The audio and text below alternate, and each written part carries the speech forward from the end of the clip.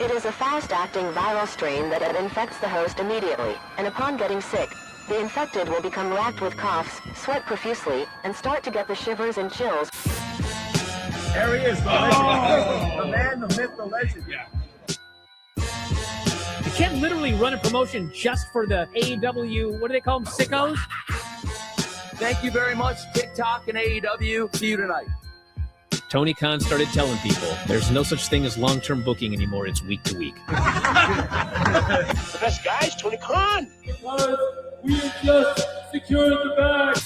It's not like I tried to be a character. It was just sort of happened naturally. But it was never something I intended. It was just something that happened because the wrestlers asked me to do things in matches, and I do them.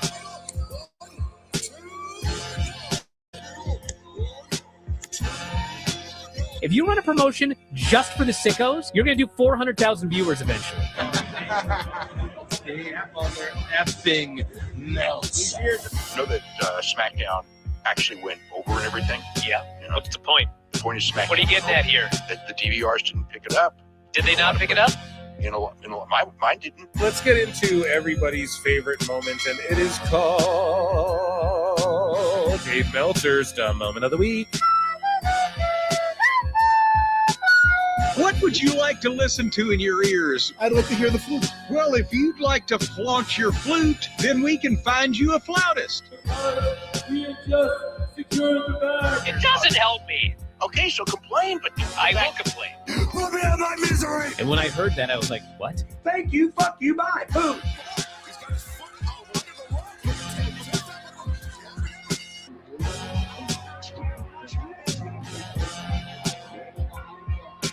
You got to run a promotion for everybody. The sickos can be the ones that buy tickets first and spend the most money on the merchandise. Because we had just secured the bag. But, like, you got to promote for everybody. Then you'll have a lot of viewers. I think we proved a lot of so-called experts. We made them look like idiots. We're not going anywhere. Tony Khan's not going anywhere. You'll also be there on TNT. You'll be in 2 places at once. You'll be around like my favorite movie. Time God. It's so great, Pittsburgh. It's not like I tried to be a character. It sort of happened naturally. the best guys, Tony Khan. To keep themselves safe.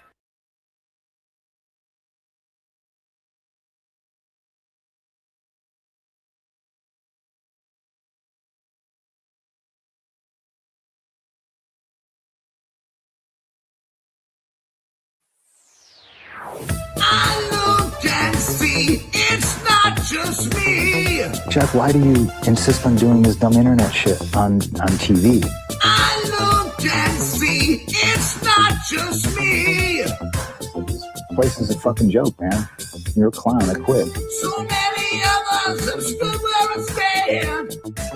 We are the young, so raise your hand. So many of us have stood where I stand.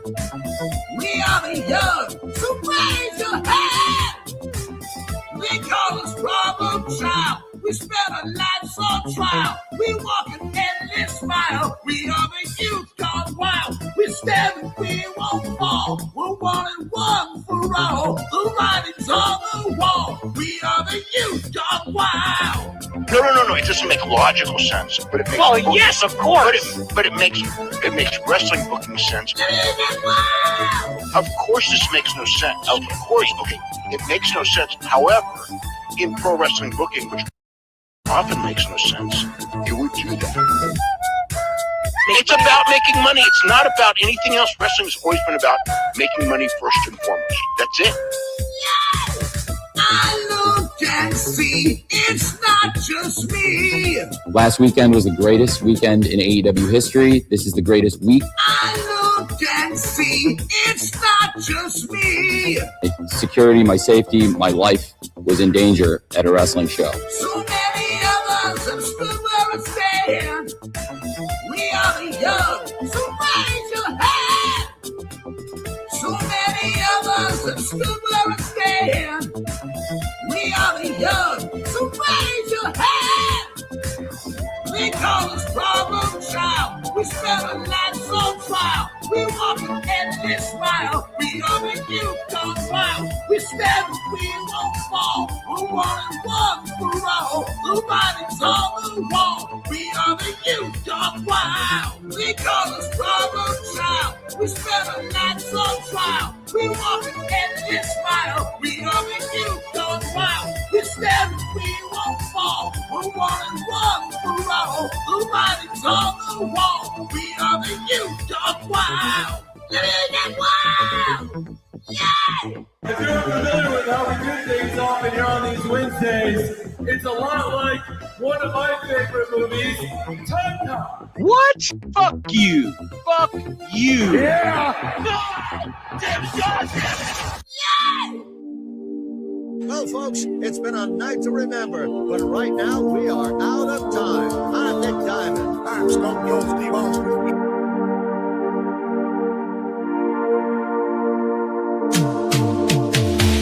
Every booking is golden, you see. Perfect cards crafted for you and me. Yeah, the best guys, Tony Khan, it's true.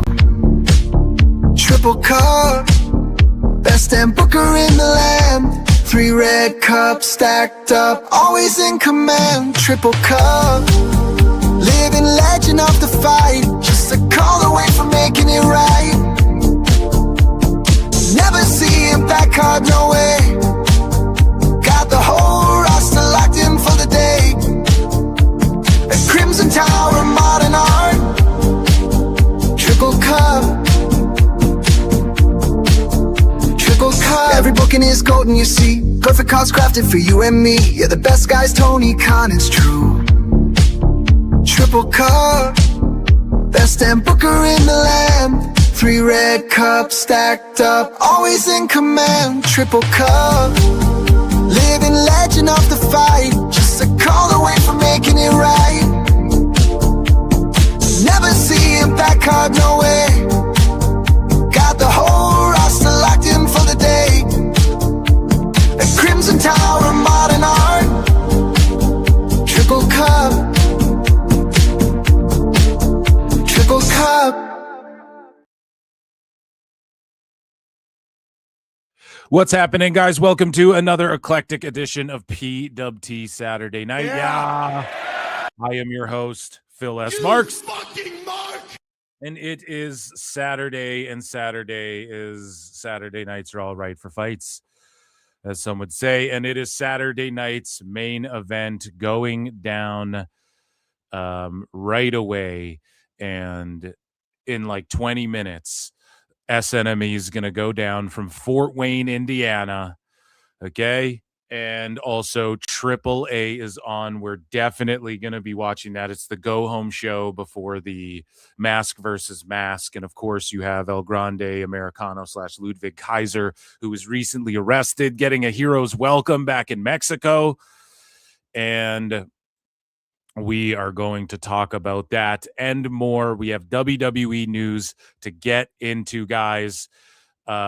Saturday night's main event, we have Becky Lynch versus Sol Ruca in what was originally marketed as a non-title match, and then it got switched to a title match, then it got switched back to a non-title match. So I have no clue what's going on there. Lex, do you know? I don't know. Okay, me neither. But either way, I think this means Sol gets the win, and then there's a rematch for the title, but they just didn't want to like jumble the title around or have Lynch drop it and then lose again or whatever or like beat Sol, and everyone's like, man, she lost 1,000,000 times. Then Sol gets the win, and everyone's like, what the fuck? You know? So I think Sol will get the win, and it doesn't mean she won't win the inevitable match where she gets the title, but I don't know. You know, they're doing something with this. Speaking of intercontinental titles, guys, we're just getting into it. If hit like, hit subscribe, hit retweet, hit heart. If you're on Kick, check me out. And yeah, do what you guys do. Support Super Chat in. hit a fucking gift a membership. That's a nice thing to do. And hit up Member Mondays, 99 cents to become a member. I do weekly bonus shows. Those are my plugs. So, for the IC title and the men's side of things, okay? Penta versus Ethan Page. Ego is taken on Penta. Now, I just don't see it being Penta's time as far as it being up, but his time is now, you know? That being said, I could see them like giving it to Ethan Page just because like they've done shit like that with him and they're really trying to get him over. And in NXT, he just kind of went in and won some belts. You know, he just sort of creeps in, wins whatever title. So I don't think they'll beat him, but if they did, it's not going to hurt Penta. And then there's a rematch and it will elevate Ethan. That could be the sleeper, title switch. And maybe that's why they made the Soul Becky non-title and flip-flopped it, because they were like, oh, fuck, we can't have Soul and Paige win the titles, or maybe that's just a dumb way of thinking about things, and I'm just like projecting that on the WWE for some reason. I don't know. I'm just speculating here. Phil S. Marks, right? We're just talking through this thing here. So we have a world, and like, look at, dude, it is Title Tuesday. It is Battle of the Belts, Saturday night main event, like 3 title matches, but we thought we were getting 4. World Tag Team title match. And very Raw centric, you know, I guess, other than the women's tag titles. This show's very Raw centric, I guess, right? Or is Alexa and Charlotte, I guess they're technically SmackDown, and then Rhea's SmackDown, and then Jade and them are SmackDown. Okay, so it's a good mix. It's like, I guess, mostly Raw and then 2 matches SmackDown. Either way, that doesn't matter. The Street Profits versus Logan Paul and Austin Theory. For the World Tag Team titles. I could see one of the Street Profits breaking up and joining the Vision. Now, does that happen tonight? I don't know, but take that to the bank. Okay. There's a bold prediction. I could see the Street Profits breaking up and then one of them joins the Vision. I don't think they're winning the titles. The women's tag title match, Brie and Paige versus the Irresistible Forces. Now, I believe that they've been racking up the title defenses with Paige and Brie because you just signed these guys or these gals back. You really want them to fucking like do some shit and get some matches in. And Paige is going off. Like, she's wrestling really well, taking some pretty fucking crazy bump, not like crazy AEW crazy, but like some fucking bumps where I'm like, whoa, I didn't see that coming, you know? But I think the Irresistible Forces are going to win these shits back tonight. And I think something's going to happen where I could see the Bellas like going heel on Paige whenever Nikki comes back, but she's busy. So that won't all happen tonight, but that's kind of where I see it going. The Bellas will beat the shit out of Paige, and then Paige will team up with like whoever the fuck to fight the Bellas maybe after this. I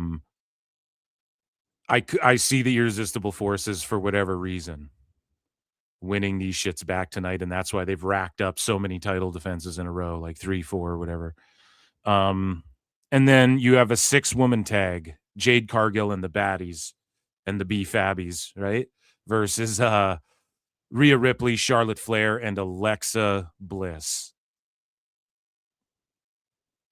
Now, this is a match where it's like the most inconsequential, I feel, as far as like whatever happens in it happens, right? Like if if Mitchin gets pinned, okay, whatever. It's just Saturday night's main event, you know, send the people home happy. The babyface team gets a win, but it's a 6-man, there's 6-woman, whatever. But this is an opportunity where Jade could also pin Rhea back and then ultimately lead to a match at SummerSlam where Jade could absolutely win that title back. And you have Charlotte looming right there. So she eventually, I think, breaks off from Bliss. Maybe they don't, but either way, Charlotte fights either Rhea or Jade like well after SummerSlam, whatever. I don't know how long you draw that out, but I think or it could be a triple threat. Like, I'm talking at Mania, you know, but you have Charlotte kind of looming there.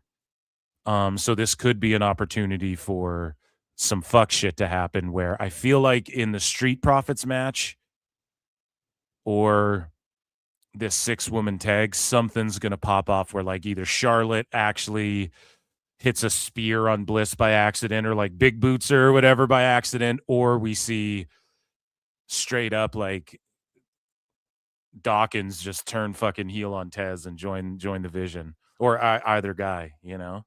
And then I think a couple titles might flip around here. So, my official locked in picks, I'm going to lock them in before the matches. Okay. And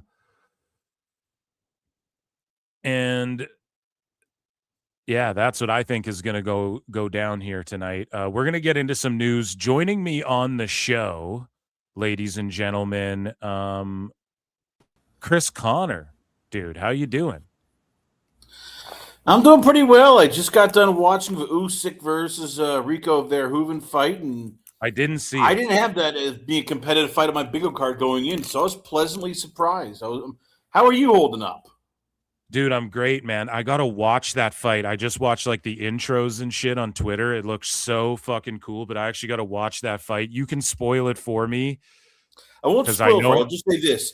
Well, I'll open Twitter and I'll see it the first thing. If I go look on Twitter right now, bro, I'm gonna see the results. Like I'm not mad if you spoil it for me. I'll say this because I don't want to spoil the whole thing. It's a very competitive fight. It's not this isn't McGregor versus Mayweather. You'll watch this and go, wow, this was a real fight. Damn. Are you excited for Saturday night's main event? A little bit. I mean, I have no desire to watch Paige and Bella versus Jackson Legend. It's gonna be a stinker. Okay.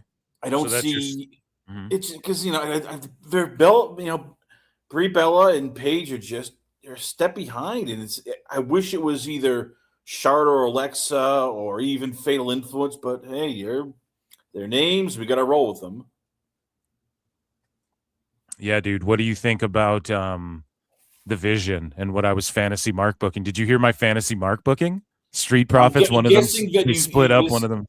What? Yeah, it makes sense. I mean, Montez Ford should be a star. I know why he doesn't want to leave, but they've done everything they can with the Profits. It's just like, all right, and look, WWE doesn't care about the tag team division. I know people say they will, but I'm of the mind that we're gonna get a Danhausen tag title run soon. So he makes money. They want to keep him, and they can't just keep doing Ms. Danhausen dance for the end of time. So yeah, I think we get the start of the breakup of the Profits. And who turns heels? My question is: it Montez? Is it Dawkins? That's gonna be the big one.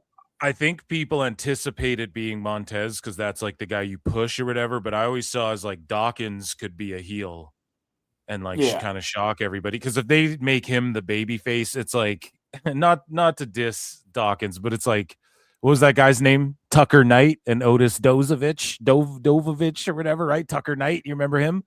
I remember him. Yeah, he's now retired. You're Tucker, dude. Angelo Dawkins is Tucker. If this team breaks up and they go, you're the good guy.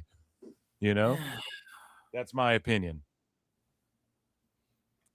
So what do you think though? Fatal Influence gets involved in the 6-woman tag, fucks around, then Jade pins Rhea, and everyone's like, "Oh shit," because of like a bunch of distractions and stuff, right? Possibly, but I think you'll have one of either B-Fab or Mishin, lose, and we'll start getting tension between Charlotte and Charlotte and Rhea, because God, nobody cares about Jade and Mishin and B-Fab. Mishin and B-Fab are just colder than frozen tater tots. And that's nothing bad against them. Just nobody cares. They lose all the time. They're like JJ Security. Like, all right, they're here. You're gonna lose. Colder than the other side of the pillow, King. True. Wrestling Chico for two sweet says happy Saturday night's main event. Phil PWT for life, Chico. Yeah, dude. Thank you so much. He had Cuervo with him the whole time too. I appreciate the support, and you're goddamn right. And we're gonna lock in for AAA tonight, I believe, as well. Starts on YouTube right after SNME. I just get to watch SNME on YouTube. What's it like in the States? How are you guys watching this? Is it on Netflix? Is it on fucking YouTube as well? I watch it on YouTube, but I mean, you also are. Let me find out where is, because I know there's talk of them putting on Peacock eventually. They're floating a TV deal. Well, speaking, it'll be interesting. Right now, it's we all can also see it on Unimas at 3 p.m. on Saturdays, and then Pluto TV. Pluto. Peacock still. So is it on Peacock? Is it still technically on there, or I've heard that, but I cannot confirm nor deny. So okay. Speaking of confirming, and so here's what I'm curious about you, Phil, because I've asked everybody and nobody can give me a straight answer. I was gonna jump into the bit, but let's go. What do you do? What's that, buddy? Like, what do you do? I mean, if you are Triple H, yeah, what do you do, and what's the long-term plan for both guys after this? Because which guys? It's like either way, there's which guys are you talking about? Sorry, Street Profits or both. Penta and Paige? Penta and Ethan Page. Oh, dude. So with Penta, either he defends and then they run it back like down the line or something, or they strap Paige up and then Penta, he can't just flounder. So I think like they could go back and forth with the IC for a little bit, these two, but I just see these guys kind of looming around the top, and then maybe Rusev in that mix. I know they've been doing that, but with Penta, he's so over. He's pretty much over for having bangers. He's on SNME, but is he on like the bigger PLEs? I don't know. I can't even think of. I guess he was on. He's been on Mania and stuff like that. You can't exclude him, but he's not like at Clash in Italy, is he? Well, they've only announced 3 matches for Clash of Italy, so he's not on. Yeah, so he still could be on there then. Yeah. All I'm saying, man, is that like you don't need to right now, like long term with Penta, you're trying to position him in that world championship level to where people buy him winning that world title. But where do you fit him in with all the names that are up there surrounding the WWE and world heavyweight titles? I don't know. Or you just have him add prestige to this IC and have him have great feuds and make him like synonymous with the IC. That's what I'm doing personally. And, it's like Rey Mysterio. Once he's world champ, like he already is moving tons of merch and shit. But like, you want that to be world champ at some point. I think at least that world heavy, I could see Penta having it. With Paige, I could see him winning it and then just like losing it back to Penta in not that long a time. I could see Paige again in the long term. What do you do with him? Well, in NXT, he was sort of tippy top right away, and then they made him like mid upper title, like sort of keeping the mid upper of the card filled while like other guys duked it out for the world title. I think that's his position. I'm not saying he's going to win the world title, but that's his position in WWE. Maybe, and apparently the office loves him. So if that's the case, then fucking he'll become world champ one day, probably. But yeah, just the plan tonight. They have to go out there. They have to go tell a good story, have a banger. Penta's got to fucking hit some crazy shit. Everyone's like, oh, or Ego's gonna win it, and then this is like his coming out party, and then fucking they just run it back at the Rumble, or they run it back, whenever the fuck. There's so many events from now until WrestleMania, and you could have them feuding over this shit up until WrestleMania for all we know. So. Like, they got to figure out, okay, what are we doing with John Evans? And if you want to elevate Penta, do you throw him in the whole bloodline scenario where he allies maybe with Jacob Fatu? If Fatu keeps this feud going on, do you? No, because Fatu's like a bad guy.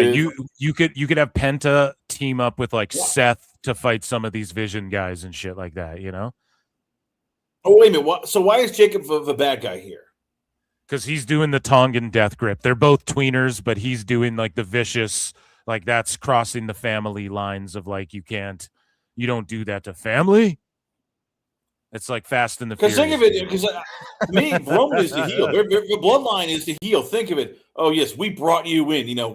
They're holding you over your head. It's like when your wife or your husband says, "Hey, you owe me here. I do everything here. If it wasn't for me, you wouldn't be around." They're the heels. And now look, I get it. Nobody wants to boo Roman. Nobody wants to boo Jacob. They just want to sing, chant, and do OTC and do, what is it again? Oh, you're all gas, no breaks. But the Bloodline are baby faces. They've acted like dinks the entire time. Jacob is the good guy in this whole thing.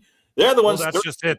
They're both tweeners. That's the thing. Like Roman, I've said this since he turned quote unquote babyface.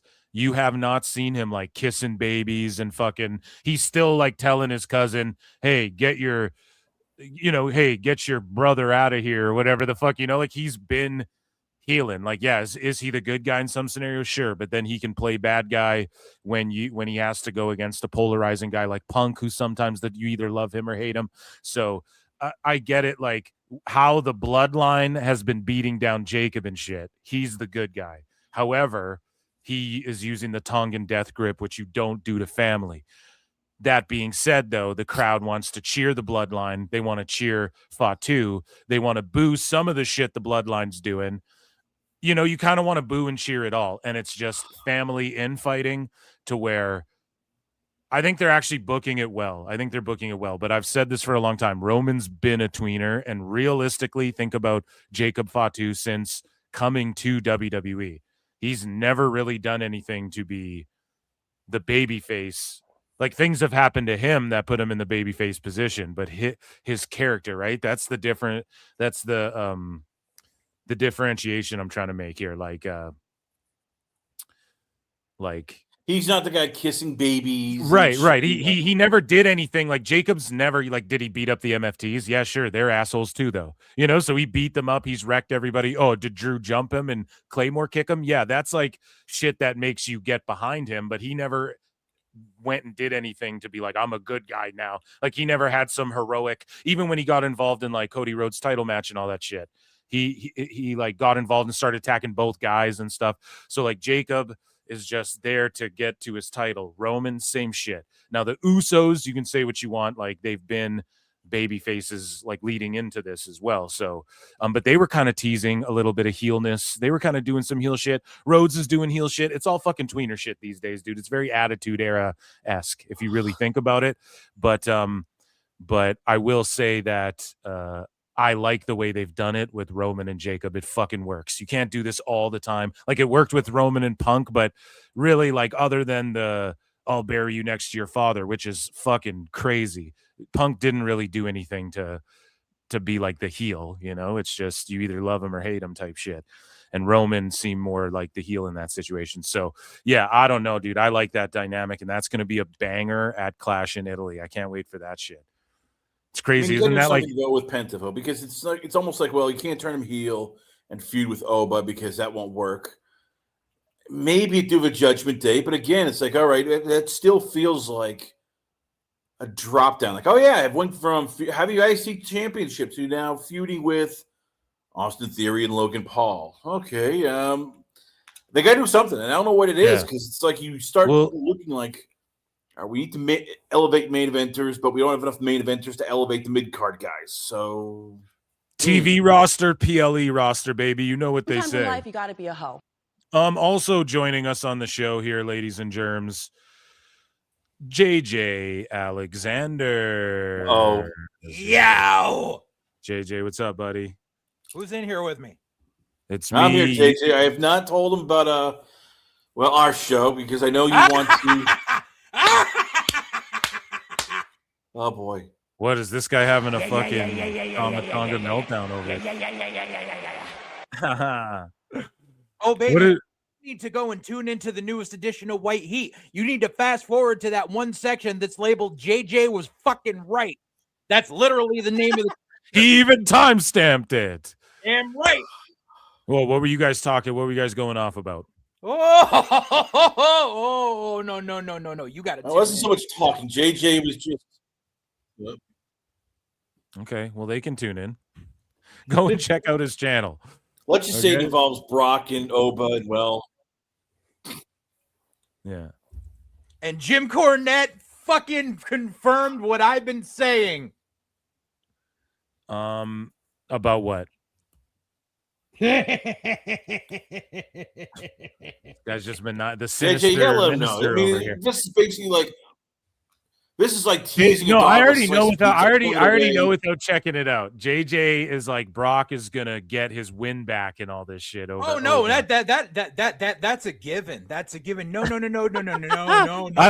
know if he's gonna. I don't think he's gonna. No. You see, Cornette confirmed exactly what I fought with you for a fucking hour about, and that is the piped in Oba chance. And he even said it's fucking Pavlovian. He used the exact fucking term, baby. So Jim Cornette said that the Oba chants is a Pavlovian response. And that they're piped in. Yeah, well, yeah, I was gonna say, like, everybody knows that it's a Pavlovian fucking response. That's not what we were debating. At least I didn't think, me and you. But when it comes to That's them what being you kept piped debating in, me about. no, I never said it wasn't that, though. I just said that it doesn't matter. He's over. Like, does that mean he's not over? That was my argument. But here's the thing with Jim Cornette. He's saying that they're piped in sounds. How do we know this? How does he know this? We have to confirm this.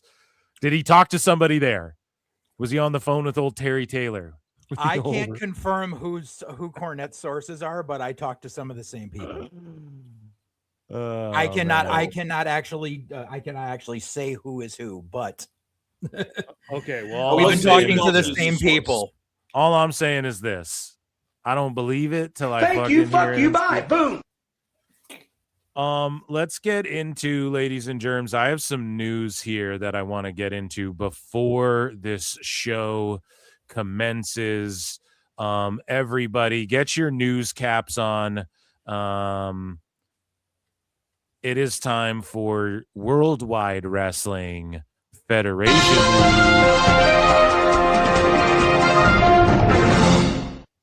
So WWE star Danhausen signs with Adventure Media. So shout him out. That's very nice, very evil, very good, and all of those things. He'll get lots of more monies to build laboratories and cut the power out on SmackDown.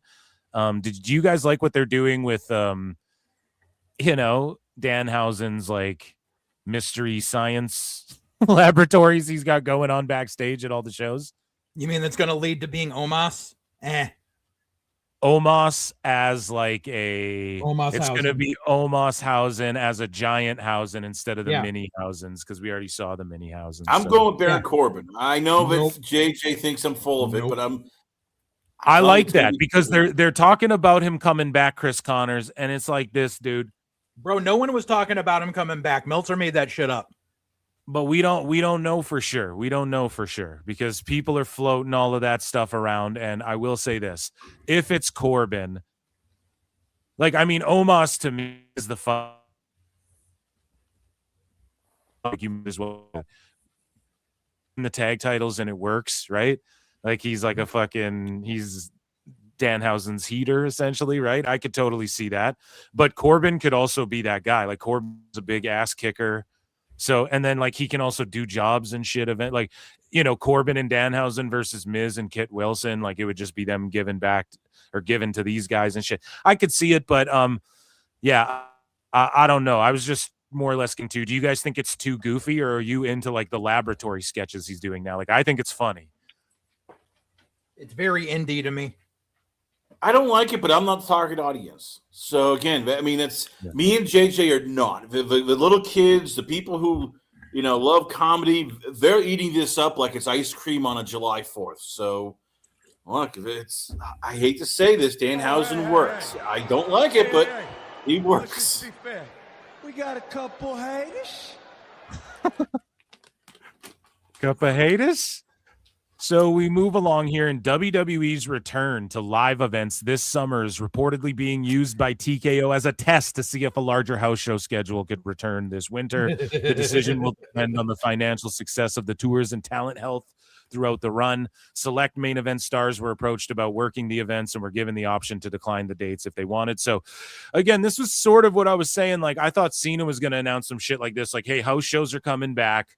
But, it's different in that it's mostly NXT people. Some of like the lower, like maybe you get Cardona's or whatever. Some of the lower guys who need reps and like Fatal Influence or whoever the fuck you have on SmackDown and Raw mixed with NXT people. And then, okay, like Finn Balor might come to town and fight Dirty Dom, but they can turn that shit down if they want. And, you know, or like, you know, Punk might do a run-in in a town. It won't be big like the MSG house shows, but they bring the house shows back, do the BC towns.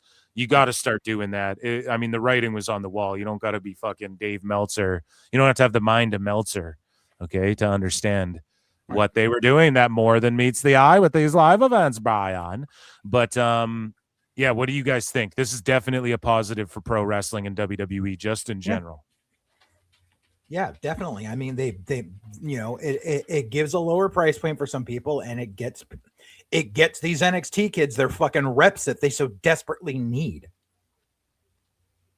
And they can also try out stuff like, all right, new moves, maybe new gimmicks. They need to do something because there's not enough time and not enough TV for all these people on the main rosters and the NXT kids coming up. Right. Yeah, go and learn a new hold, pal. Go to Poughkeepsie and go to Boise, Idaho and learn a new hold, pal. Yeah.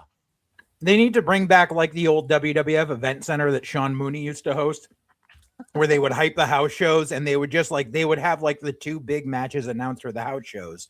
Like, and everything else was like, you found out when you got there. Like, I remember like when I was like 12, like the big push was the house show loop. The main event was a tag match of Taker and Ultimate Warrior versus Berserker and Papa Shango. Like, that was the big selling point. Besides that, you just knew other people were going to be there. That was it.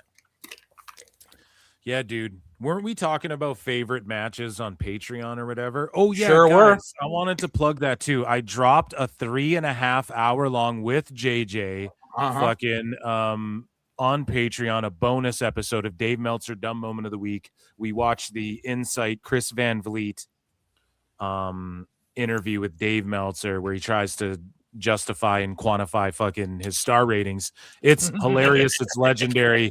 Check it out. Sign up for the page. The link is down below and check that out.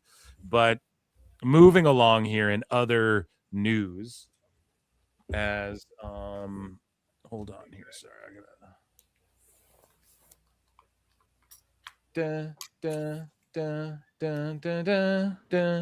so 68K watching on YouTube. At least from what I can see here. 68K for what?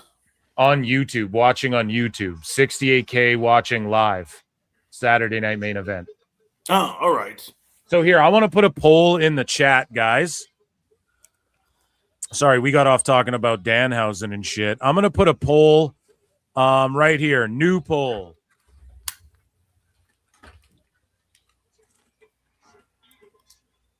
Who do you think wins the 6-woman tag team match?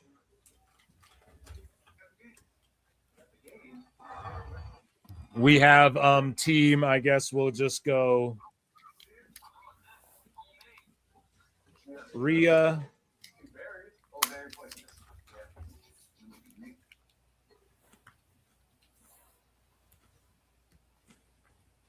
and then we have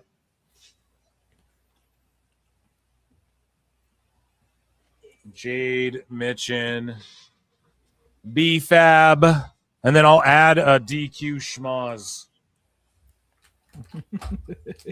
Okay, so guys, I'm creating this poll. It will appear on screen. If you guys are just listening, you can still follow along on screen wherever you're watching this. If you're on X, you can vote in the chat. If you're on YouTube, kick 1 for Ripley, Flair, Bliss, 2 for Jade, Mitchin, B-Fab, 3 for DQ schmoz. Who do you think wins the 6-women tag team match? 1 for Ripley, Flair, Bliss, 2 for Jade, Mitchin, B-Fab, 3 for DQ schmoz. Get your votes in. I'm locking my vote in. I think Jade is going to get a pin. I'm voting in the chat myself. Okay, I put 2s in there. 2, sweet. Everybody votes wherever you're watching this. Thank you so much. And you guys can see it changing on screen there.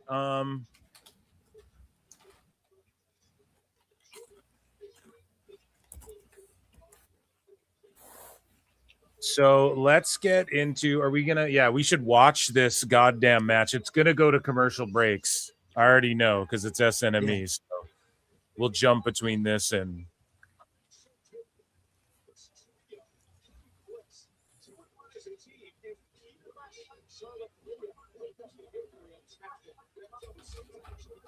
Jade is dressed like Bo Derek for some reason.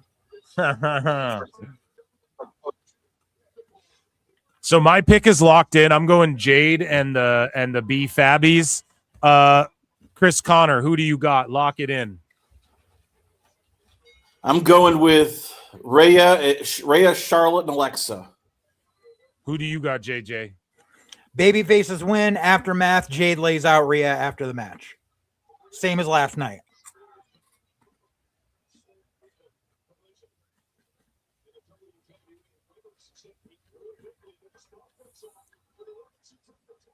I think B-Fab is...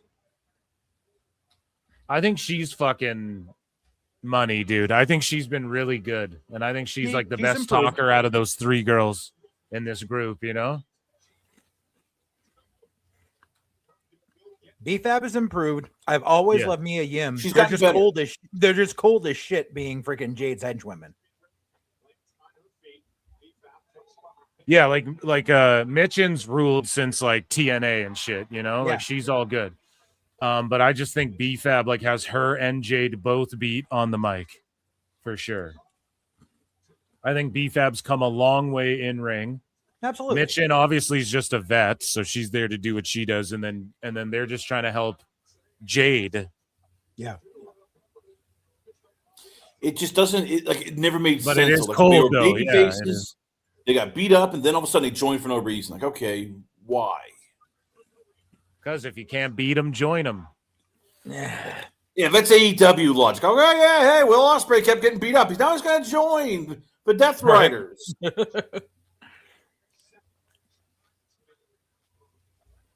Yeah, speaking of house shows, yeah, that's definitely a vehicle for Jade to actually get better if they put her on those. Oh, yeah, big time. She can main event a bunch of those shits.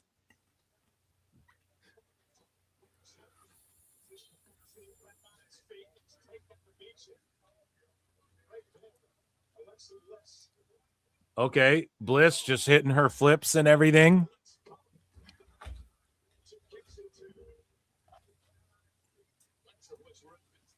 But yeah, guys, make sure you go and check out that bonus Dave Meltzer dumb moment. And then also Giga Chad Chris Van Vliet dropped a pod with Dan Soder and Will Sasso. And it is so goddamn good.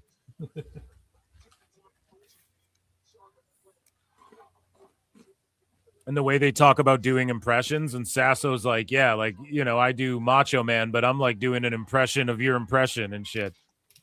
And they talk about like how you learn impressions. Well, you know, it's the same thing. Like when I'm doing dice and I'm like making fun of JD and shit, I fucking like I'm doing an impression of like Anthony Cumia doing dice. You know, like that's just from listening to like O&A back in the day and shit. So like I totally get it. I fucking loved it. They were going back and forth. It was so good, man. You guys have to watch that. Shout out Chris Van Vliet.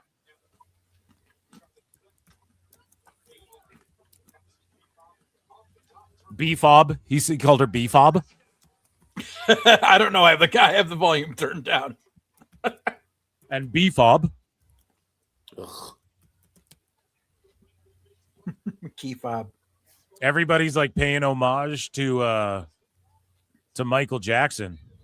Is that what they're doing? Okay. I think like that's what everyone's doing. Yeah. That makes sense. Which that's fine. Lock them up. No, I'm just joking. Guys, vote in the poll. 1 for Ripley, Flair, and Bliss. 2 for Jade, Mitch, and B-Fab. Wherever you're watching, just in whatever chat. X, Kick, YouTube. DQ or Schmaz is 3. 1, 2, or 3.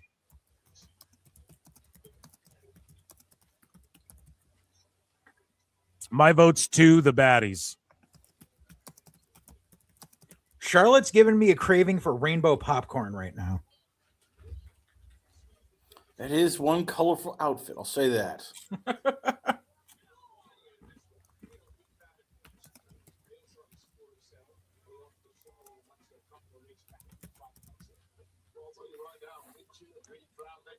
Man, Chris Connors, what did you think of Ronda versus Gina? It was what it was. I mean, it was Yeah. Tyson versus McNeely, for females, except Ronda. What do you think of the overall MVP, MMA like production? Do you think they're going to do some good shit? Like, No, because they don't have any young people. I mean, Scott Coker, I trust more, and he now has. I know, $60 me million too. war How chest. sick is that, dude? Dude, we got to do a fucking fight pod, like once a week or like once every other week. We got to link up and do a fight pod, man. Well, this week, if you want, we can talk about it. I mean, hopefully, I'll let you know Monday because I have my guy Yeah, hit me Marcel up, Dorf, dude. and we're definitely going to be talking about Dude, Coker back in. Dude, sorry to interrupt, but Scott Coker, $60 million, and he was turning down tens of millions to start his MMA fed, his new league, dude. I can't wait, man. Scott Coker's the guy. He has the best eye for talent in terms of just finding people who are young and not under the UFC banner. So I have more hope for them than I do Jake Paul. Just, oh yeah, let's get Francis Ngannou versus Mike Tyson. Why not? Yo, the Baddies got real good heat right now. Jade hitting the push-ups and crowds booing the shit, reacting really good for this match, and they want Charlotte to get that fucking tag. They're behind her big time. No, but dude, I'm with you. Like, what do you think about like the fighters coming out of the LED board tunnel? I thought that was sick. It was nice. It gave it a big feel. Like, all right, these are major stars, not just house show people. Kevin Pierpont for Too Sweet says Charlotte dressed like a schoolgirl OF content. Just one, just un-OF content. I don't know. I have a few friends that are OF models, and they don't really couldn't consider that schoolgirl. It smells all nice and flowery. Don't forget to bring a towel. Thank you.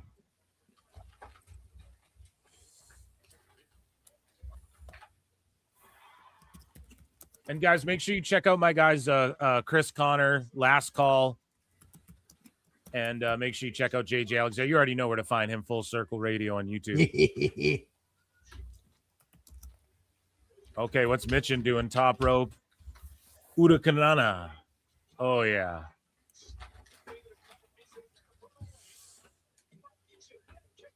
Let me see here.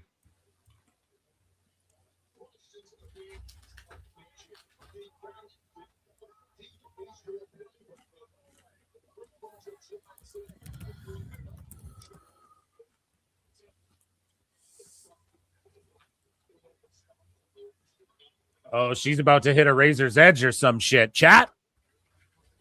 Oh my God.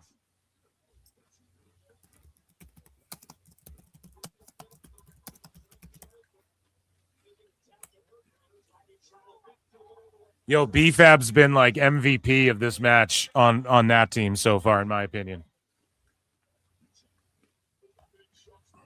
Yeah, her and Meechin have been doing most of the work.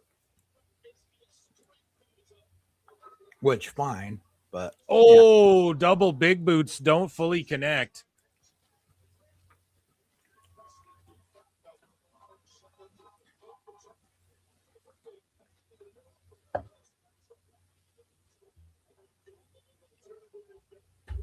Yep, this is your classic cutoff, double down.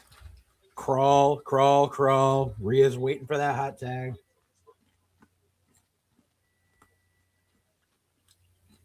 Here we go. Hot tag. Oh, just the drop kick to Jade.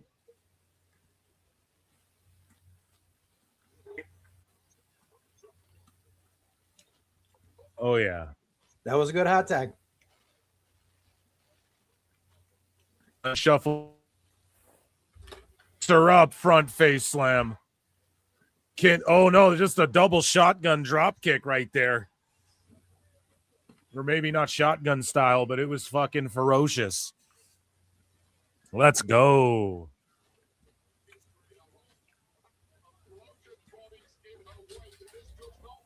Rhea over the top. Mm-hmm. Oh, lays it in on Mitchin.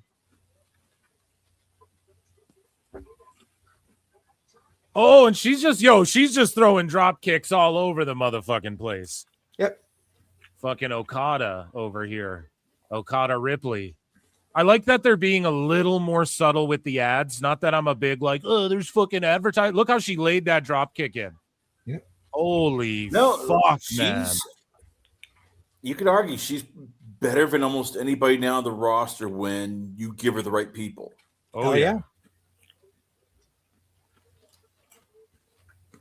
All these girls see, and Chris, you were saying this is going to be a stinker. Crowd's super into it, and all these girls are on. No, I said that a stinker would be Lash and Nia versus Bella. Oh, sorry, that's going to be terrible. Yeah, that's just going to be terrible. Sorry, yeah, my bad. Actually, you did say that. Riptide.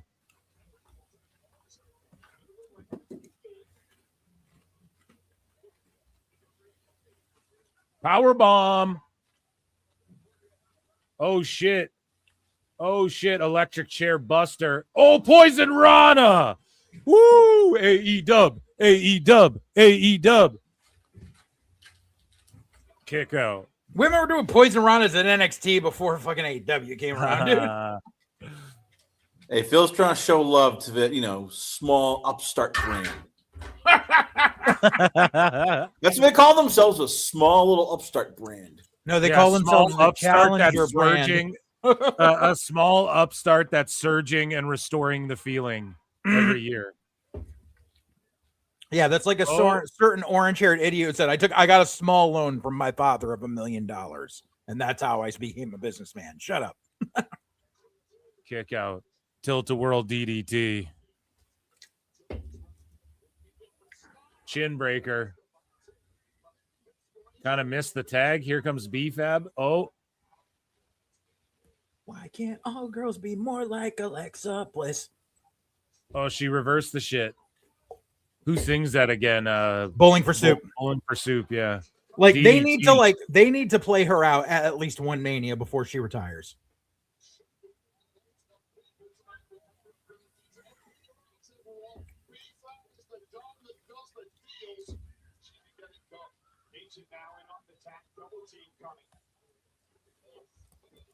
She's gonna double DDT them, isn't she? Yep. Oh, crowd pops big, and now it's Charlotte.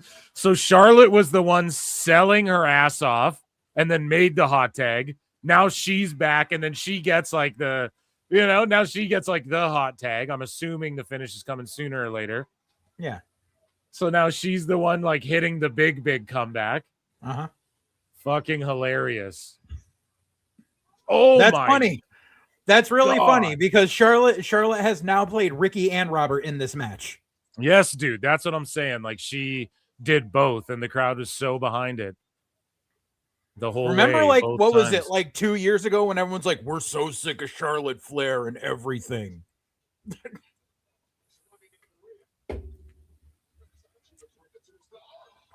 And then they decided to turn on Rhea instead after that. Okay, but why did Mitchin just stand there, though? That was the one thing, but I'm not going to... That didn't ruin the whole match. Oh, Styles Clash. Or the Crash Landing. Oh, shout out Crash Holly. Mm-hmm. Yo, Flair's ass is out again.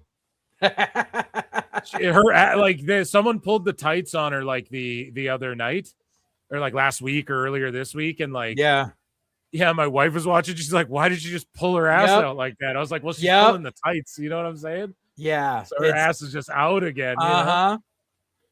That's one of the reasons why you wear the freaking skin tone leggings underneath your gear is for when shit like that happens. Unless you're stone cold, then you have a goddamn farmer's tan, kid. Well, no, the guys don't do it.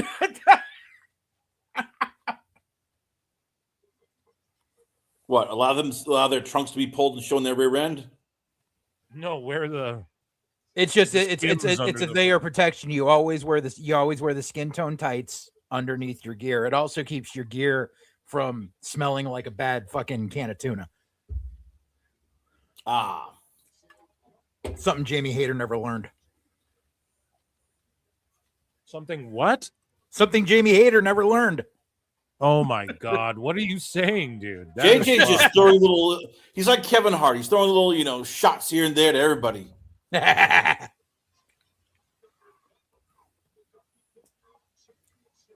I think the Rock should get roasted next at the next year's Netflix roast. Should be the Rock. I'm for it. I'm for it. It's going to take a lot of money, though. Like he'll do it. Face? Tom Brady demanded $25 million. So it's like, but those roasts are like the most viewed shits on Netflix, you know. So like other than fights, you know. I guess the big question is, can he take it? Yeah, the Rock can take it. Yeah, the Rock can take it. Yeah, he can. Yeah, he can dish it too. He was funny at the He Kevin can Hart dish roast. it, but can he take it? That's He always can. Yeah, he's the right guy to do because he, as phony as people are like, he's phony and shit. He has humility. Yes, man, and he's awfully transparent, and he's from pro wrestling. Never forget, he's a pro wrestler. Oh, see that? They broke up the count. So that wasn't it. Jade's going to steal a win over Rhea here somehow. Pin Rhea.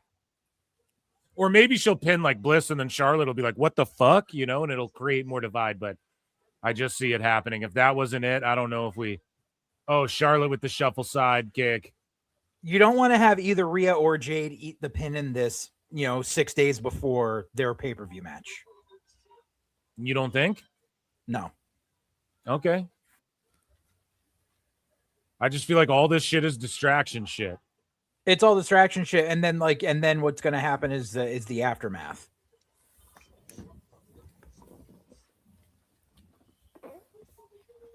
But yeah, the Rock. Oh, the mega. Okay. We almost had the Mega Powers fucking handshake there for a second. Yep. The Rock can handle the roast, though. I'm fucking nominating him officially here at PWT. Phil S. Marks nominates Dwayne The Rock Johnson. All right, we'll see, because two guys who turned it down who I thought would do it were Jason Kelsey and Michael Jordan. Okay, but here's the thing. Jordan, I can see that. Jordan, I can see that because he's got an ego, and I could see him not wanting to get rid. Oh, see, it's done. Called it to a fucking T. Called it to a T. Poll is done. We are stopping the poll, ladies and gentlemen. It is tied 36% and 36% tied. 29% thought a DQ schmoz. I am 1-0 tonight. It is Jade who got the win, pinning Rhea Ripley. And I could see Jade winning that title back off of Rhea at SummerSlam. Come SummerSlam, she'll win it back off of her. No. And then eventually WrestleMania will be Charlotte versus Jade. I think that's what they're going to try and build towards eventually. Maybe. I don't know. I think they're losing faith in Jade because it's just... Yeah, I mean, the match wasn't that bad at all. I actually thought it was really good up until the finish was kind of fucking... It was just, we're on some dumb time. We're on some dopey dumb time. Everyone's standing around hugging and shit. It's fucking stupid. I get it. You needed the heels to win there, though.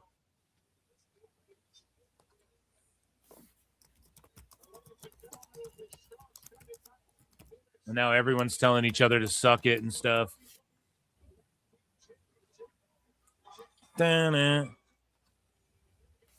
But yeah, nobody wants to see Travis Kelce get roasted. Like, we already saw Tom Brady. We don't need, and then Michael Jordan. Jordan Kelsey. Roast. Oh, sorry, Jason Kelce. But either way, though, Michael Jordan would be a funny roast. But I just think he doesn't. I get him turning it down. That doesn't shock me at all. The Rock would be able to take it. Someone else who could take it, possibly Mike Tyson. I think would be a good roast. No, Tyson doesn't. No, because remember when someone got roasted and Tyson was on the dais and he had a fun fucking time and he yes, he was also drunk as hell.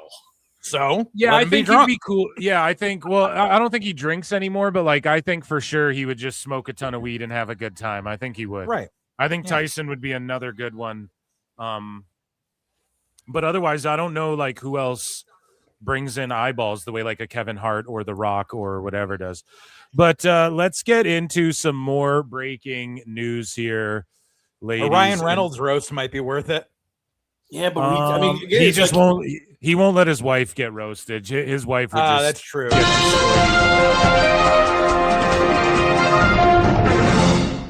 So Jack Cartwheel officially confirms he is no longer under the WWE ID program and is now a full-time superstar on the Lucha Libre roster, AAA Lucha Libre roster. Okay. The full interview drops soon on the Sports Jedi Network, so that's courtesy of @K.Views. And yeah, shout out Jack Cartwheel, man, working his way up, moving on up. I like that kid. To the east side. Oh, Phil, I don't know if you saw it dropped like 3 hours ago on YouTube. Asuka actually put up like a 3-minute video on her YouTube channel.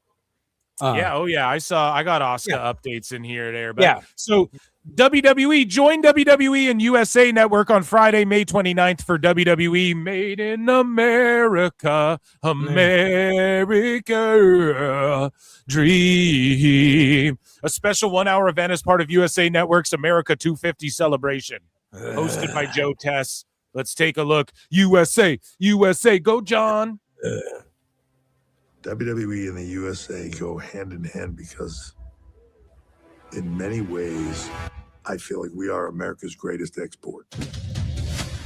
It was an opportunity for a regional promotion to become a national promotion.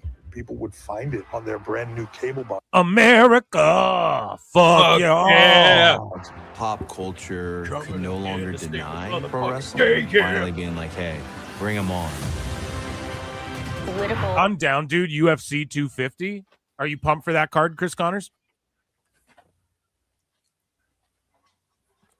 UFC Freedom 250. I'm getting excited about it because I like Alex Pereira versus Serial Gone. Fuck that shit. I think Chris might be cutting out there, but either way, look, anytime you get you cut out there Alex for a Pereira sec, versus buddy. Serial Gun is a good fight.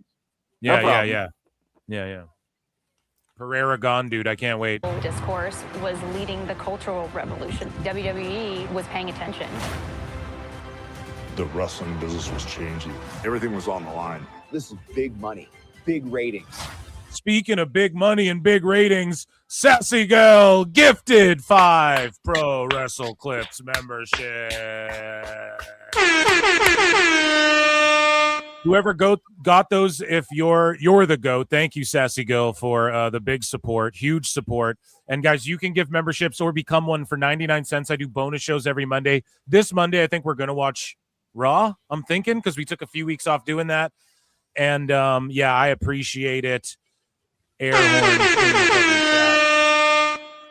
And if you got gifted that, say thank you to Sassy Girl. Thank you so much for the big support. Wrestling has become one of the leading forms of entertainment. You know, Boris wanted that shit. This amazing spectacle that just at its core is America at its best. WWE Made in America. Special event May 29th. Part of America 250 on US. I am a real American. Fight for the rights of every man. Are you guys going to be watching that or what? Nah. I'm over all of this America 250th anniversary shit that's just wrapped in fucking capitalist bullshit. I'm tired of it. Yeah, that's like every holiday though, you know, or it's not even really a holiday, but it's like an anniversary, birthday. I get it. They're marketing the shit out of America. That's we're great because we have America. A bunch of rich assholes fucking pulling all the strings. Like, no, fuck America that. was founded on marketing, brother. No? I have always hated this like patriotism equals fucking dollar signs bullshit. Fair enough. That shit. I've hated it ever since America started becoming a thing fucking 25 years ago. So Triple H was internally removed from WWE's list of active wrestlers earlier this month. Despite officially announcing his retirement at WrestleMania 38, he had still remained on the company's internal active wrestlers list until now, according to PWI. So, I mean, that's an interesting, like, I think it's just a factoid, I clerical guess. You know what I mean? Like, it's a factoid, I guess. It's like Trivial Pursuit, but it's like, what does this really matter? You know? It's a slow news day, so you want to go, all right, hey, we got rid of it. We took our time. Actually, it's probably has something to do with, like, because he was still an on-air personality, and now it's just like you're not going to expect to see him like pop up on TV. Like you are like Adam Pearce and Nick Aldis like aren't active wrestlers, but they're active roster members, and that might be like where they were going with that. Let's move along here. So the development of WWE 2K27 has officially been confirmed during today's Take-Two earnings call. I was honestly hoping, because they laid off, like 2K got hit with a bunch of layoffs and WWE got hit like the hardest. And apparently there was, and again, this is according to like video game dirt sheets, not just wrestling dirt sheets, but the video game sheets were saying shit like a lot of people were finger pointing over the ringside passes and all of this stuff. It is a monumental botch. You just got to be objectively honest about that. However, they have rectified it, but it shouldn't have ever been anything to be rectified in the first place. And I was hoping they'd just take a year off and then maybe just hook people up, take like another year to figure out what they're doing with their team moving forward and what they want to focus on for the game. And then maybe just drop some, like, here's some bonus like content to keep people tied over for the next year while we just take a year off, because they did that before and it paid off for them. And I just think 2K26, I don't know, is a pretty big botch. I think more people are picking it up, but a lot of people are just upset even with the state of the ringside pass. So I don't know if you guys are playing it. I've been playing some 2K26, but it's not a game that needs to come out like once every year. It can come out once every 2-3 years, and that's fine for wrestling games, I think. Anyways. You guys gaming this shit or no? No, but I don't do gaming. Again, I'm the wrong person to talk to about gaming, but let's see. I mean, as long as the game works and there's not too many glitches, people eat it up like every other game they buy. I thought you were going to say like cake at Lizzo's house or something like that. You have all these. I'm trying to be nice. I'm trying. Joseph is looks like the match has started. Oh, show me the error of my ways. I'll be nicer to people. Fair enough. Don't we all? So is this match actually for the title, or did we ever figure that out? No, it's not. It's non. If it's non, then Soul's going over, baby. Yeah, that's what I said before too. Chat, we're going to lock in picks. We are going to delete this poll. Delete, and a new poll. Who do you think wins this non-title match? So we will put champion Becky, even though I put non-title in there. Still, we're going to acknowledge the champion. Becky Lynch, Sol Ruca, and then we'll add an option. DQ Schmaz. So, guys, wherever you're watching, put a 1 in the chat if you think Becky Lynch, 2 for Sol Ruca, 3 for a DQ Schmaz. I am going with, Phil Marks is locking his into chat right now.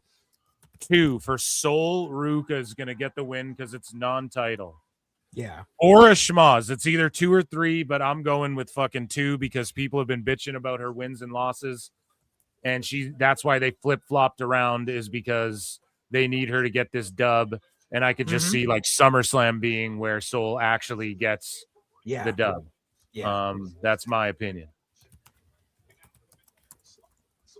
No, I'm all for it. I just like scrolled back in the chat. Apparently people think I hate Sol Ruca. When have I ever said I don't like Sol? I've always liked her. She's like one of the few NXT talents that's like, oh, they kept her down there for 4 years. They left the cake in the oven to bake for enough time. She actually learned before they brought her up. I think they're just trolling because like you hate on a bunch of the fucking got like Breaker and Oba and shit. So Ruca slipped again on the ropes. And then like Sol snatched the ref or something. I don't quite understand. Oh yeah, Kathy Kelly just. I mean, the Calix Jessica there just Carr. bumped Jessica Carr. Yeah, I don't know why it's a Kathy Kelly. Yeah, Calix. So it's a DQ. Yeah, see a fucking shitty smudge. Stopping the poll. 82% voted Soul Ruca. And I did say Soul or a schmoz. It's got to be one or the other, but that was a short run. That was a ref bump. How are you gonna call a DQ on a ref bump? Like, and I just don't get how the ref was even there. That would be the ref's bad. And also, like, right. I'm not mad at them telling the story like Soul's fucking up. She gets called up to the main roster and she keeps botching her finish. Like, okay, you're trying something different. I don't necessarily hate that, but that was some bullshit. That was like the match was like what, a minute and a half? Like, dude. Yeah. Yes. Like that's some shitty booking right there. That's some terrible fucking booking. You know what that means? We're getting more time for Nia, Bella, Paige, and Lynch. Perfect. No. Yes. JJ, you're gonna watch it and like it. As far as shout out the people who voted DQ schmoz, because Becky does get out of matches like that, but I don't think like this beatdown, like Brian Alvarez is going to be like, and so Ruca looks like a geek. She's a geek. That's what he's going to say. Someone is crashing out on the chat on me. Jesus fuck. About what? Calling me a retard, telling me to wheel into fucking traffic. Jesus, bro, you go Dave Meltzer in the chat. Take some fucking Xanax. Have a shot of bourbon, something. Good fucking Lord. Yeah, chat. Go easy on JJ. I'm not saying go easy on me. I'm just saying if you're fucking crashing out over the fact that I said that the booking of this match was bad, and you're telling me to go fucking KMS, like, dude, bro. Yeah, that's too savage. You can't be saying shit like it's not that deep, bro.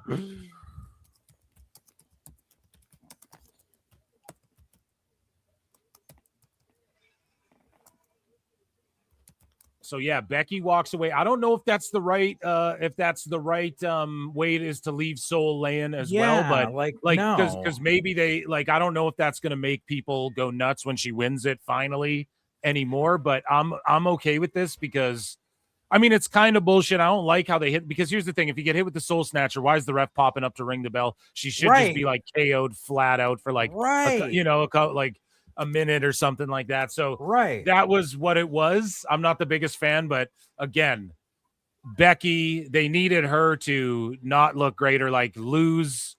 Well, she won technically, but she had to like narrowly escape or fucking get pinned or DQ her way out of there. And then Soul's gonna eventually get her.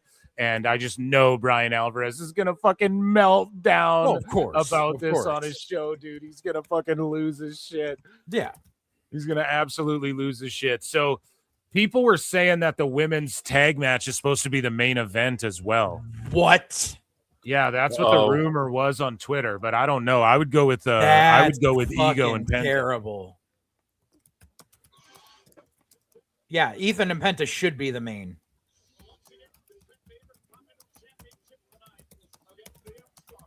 Oh, it's up next. No, dude, this is up next. Oh my god. No. The women's tag is the main, dude.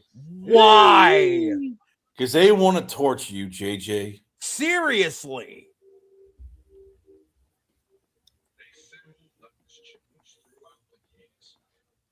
Yeah, so okay, this is a dope promo for the IC title, though. Oh yeah, absolutely. Great package.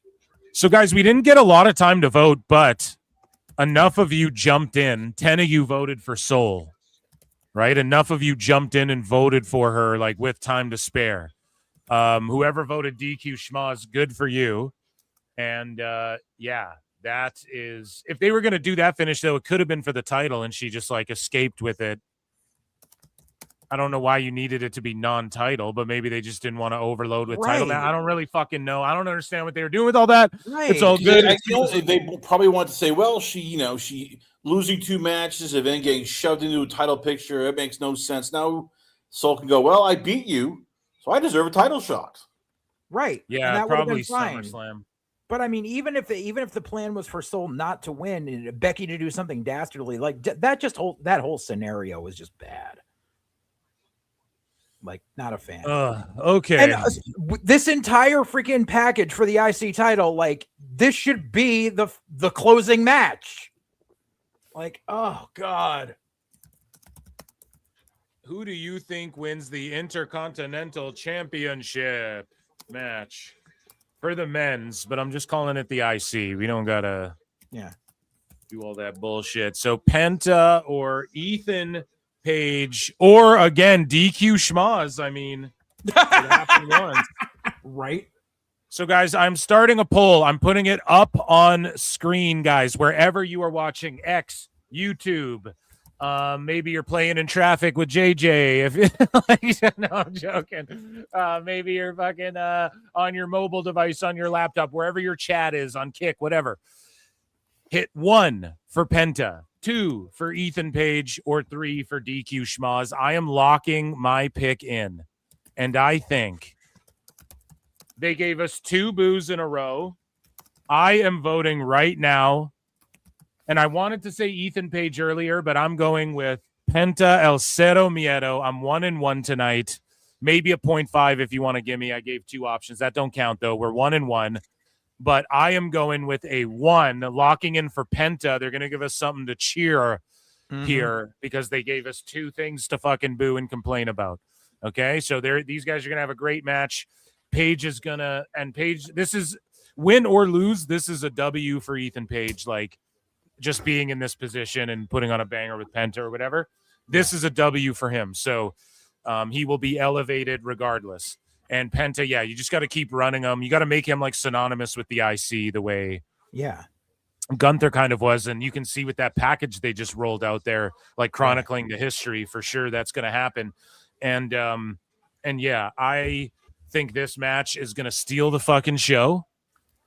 Okay, and the Profits and Vision could be a sleeper, but 1 for Penta, 2 for Ethan Paige, 3 for DQ Schmaz. Get your votes in, ladies and gentlemen. It is time for more weird news. So, independent wrestlers who have been signed by WWE for a WWE ID contract will no longer be able to use their indie names. Going forward, they will have to use their WWE ID names for all upcoming appearances. This is pretty fucking crazy. I don't know if it's the move, but obviously they're protecting themselves on some legal shit here, I'm assuming. Because why they pull this out out of nowhere? Chris Connors, what do you make of this? Like, is this shocking to you, or did you see this coming, or why do you think they're doing this? I mean, they want to get, they want to start building these guys in terms of their names. So, I mean, why not use like their WWE names so that way when you get to the main roster, people have a following with them. Like, oh yeah, this is just story of a girl who caught a river and drowned the whole world, but as she looks so sad. I'm just kidding. Sorry. I saw them in concert back in 2000. It was right there, bro. I had to hit it. Like the James Gunn gang, or whatever you want to call it. It's just something where it's like, okay, hey. Because sometimes these indie names we hear are kind of bad, so it's a branding thing. What do you think, JJ? You've booked an indie or 2. What do you think is going on, and is this a good thing, or is this like fuck? The promoters are like, what the fuck? Honestly, I think it's showing that whoever they're tapping for the ID program, they want to put stock into. So obviously, they want to protect their IP. So that's why I really don't have a problem with it, especially because like some of these people, like they're super talented and WWE can see that, but they may not have that great of an indie name. They may think they do, but they don't. Like what was the one girl they just changed? They just changed it. She was the first one they mentioned about this. They just changed her name to Anya Rune. Her name was like Erica something. It like the what are name you saying, dude? Jack Cartwheel ain't a good name, dude. Is that what you're trying to say? Here's the thing, bro. Here's the thing, though. Listen, do you think it's like, Zeta Steele was doing her thing, goes into ID, dips out, and takes a contract with Tone, and they're like, okay, well, fuck, we're not gonna let them do that anymore. If they're gonna ID, we got to probably. It's a good possibility, but I mean, there's other ID talents that they released though, like I'm still kind of baffled on why they didn't keep Bryce Donovan. That kid's a good kid and he's got talent, and he was one of the first ID talents they released. I don't know what happened, but I mean, but like look at the Vanity Project, and they're still getting to use their indie names like Ricky Smokes and Brad Baylor, and like how you gonna have a Ricky Smokes when you got a Ricky Saints on the main roster? Like, that's kind of like why they want to like kind of pull in the IP right from the beginning. Like, if we want to invest in you, we're going to invest in you at the ground level.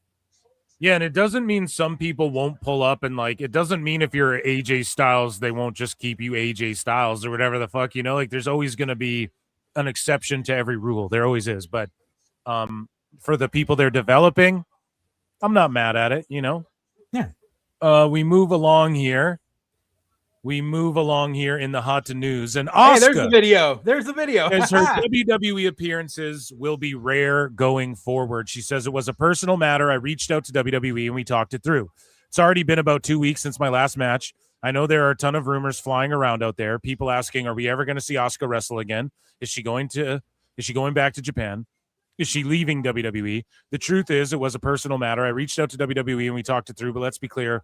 As you all know from watching my matches, I can still go. I'm still at the top of my game. I've been with WWE for over a decade now, almost like it was just a given. And because it became such a part of your daily routine, I think my presence there just became something everyone took for granted. But remember, nothing lasts forever. Everything is finite. You see, I'm not just a wrestler by trade. I'm a designer too. Even the way I live my life has to be art. I'm sure you're all wondering what's next for me and how I'll be involved with TV and with tours moving forward. But don't forget, I'm still officially with WWE, so there's a chance I might just pop up in front of you when you least expect it. Let's be honest, no one will ever make the kind of historic impact I made from day one. I don't think anyone will ever climb to the top nonstop, grabbing every title and accolade along the way I did. And because I'm a true pioneer, there will never be another Asuka.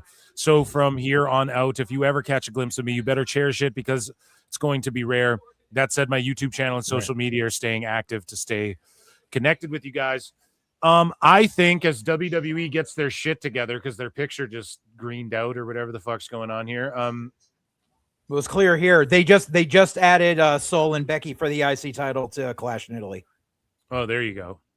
Yeah. I don't know what happened with the picture here on the YouTube feed. It was definitely fucking up, but this is all I'm saying. Okay. Asuka may have just said, hey, let me go home.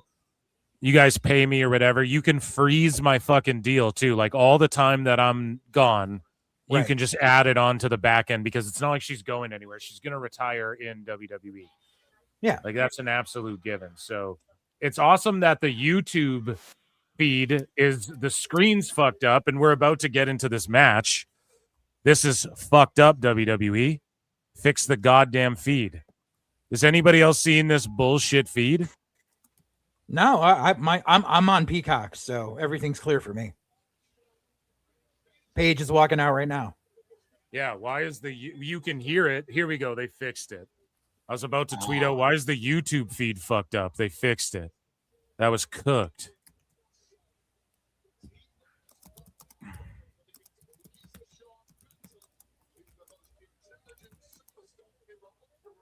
Yeah, this match is going to steal the goddamn show. Guys, vote in the poll wherever you're watching, in the chat, wherever you're watching, in chat. 1 for Penta, 2 for Ethan Page, 3 for DQ Schmoz.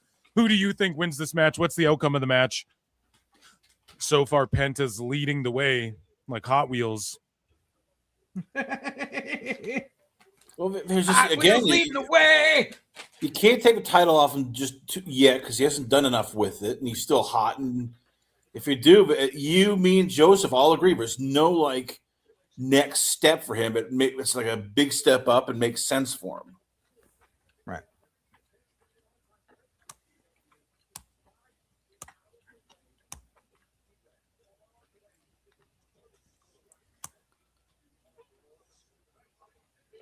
The best entrance in the game right now.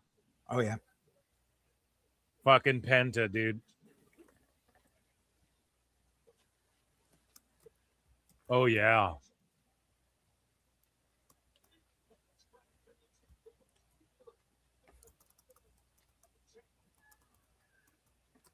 Oh, yeah. Penta's that dude. Yep. He's that buddy guy.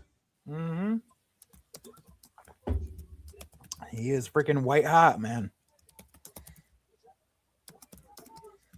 And yeah, this is another guy that was literally there working for Tony from day one that they didn't know what the fuck to do with. And he's been with WWE for what, 15, 16 months? You could argue that with a lot of guys, though, like Penta. Oh, yeah. Paige, Yeah. Ricky Saints, Danhausen. Yeah. I mean, it's Tony fumbled should be like a whole meme for almost anybody that moves. Right. It's just Penta's he's there. He's at the very top of the mid card, almost ready to break into the main event scene. Like super over, crossover appeal, does anything they ask of him, will go down to Mexico and work with the guys there, but still show up on Raw. Like he's just, he's great. Like I wish that WWE had gotten a hold of him 10 years ago. I wish they had grabbed him right after Lucha Underground had ended.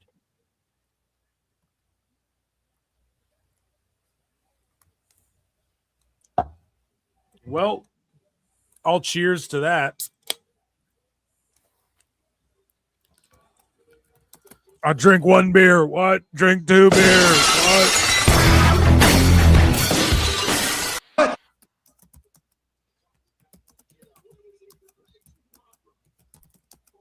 What's chat saying? And what are you saying, chat? Penta just gets it. Don't tell Meltzer that. Go back and watch the first episode of Dynamite. Watch the promo with Penta. It's amazing how bad TK botched it. Yeah, dude, for sure. I'm glad he went. I'm glad they went to AEW though, because it's just an awakening for a lot of people. And you name some names, but Keys, Cargill. There's a bunch more. We could Blake Monroe. A bunch of people we can name that he just fucking fumbled. Yeah. And I mean, even Ethan Page, I was never big. Like Ethan used to work around here all the time, and I was never big on him. His time in TNA, I wasn't big on him, and his time in AEW, I really didn't care for him. I really did think he came into his own in NXT, and I think he finally got that. He figured out that extra gear, and he's where he is now, and it's happy for him. What the fuck could they possibly have planned for the main event if this isn't the main event? I wonder. I can tell you exactly what's going to happen. The freaking Paige and Brie are going to drop the belts, and then Brie and Nikki are going to beat the shit out of Paige. Yeah, that makes sense. Is Nikki Bella there, though? Probably. So I thought she was like, yeah. Because that was the plan the whole fucking time, was for the Bellas to have these belts, not Brie and Paige. But Nikki fucking sucks balls and had to go get freaking injured. Tell me how you really feel, Joseph. Fuck the Bellas. That's how I feel. Damn, dude. You're going pretty hard for someone who was like, don't go so hard on me to the chat. I'm just joking. Did I say that they should call Jack Kevorkian? No. Okay. Yeah. You're going hard. You're just not going, full nuclear yet. Yeah. No, we're just busting balls. Oh, great. Now Peacock's buffering. What is bullshit? The men's tag match is main eventing, I think. Okay. We'll I hope so. Yeah. We'll see. I mean, if you want, you can always turn Paige heel and have her join Lash and Nana, and then you can go, well, the Bellas could be baby faces, which is what they want to be. They don't want to get booed. The Bellas don't want to get booed. They want cheers. I don't know, man. I think they're down to get booed. I think Nikki was down when she went heel, but it got kind of fucked up with like having to bring Brie and everyone. I think they would be down to go heel, and then it could be like the Bellas versus Paige, and who teams up with her to fight them. AJ Lee? No, you can Blake Monroe. People want to cheer Blake. Right, but Paige is technically on Raw, or did they even establish that? She's just. Is she though? We haven't. Yeah. Well, there's always Chelsea Green. Yeah. Well, Chelsea's kind of with Tiffy floating around between Tiffy and Blake right now on SmackDown. They kind of alluded to that. So.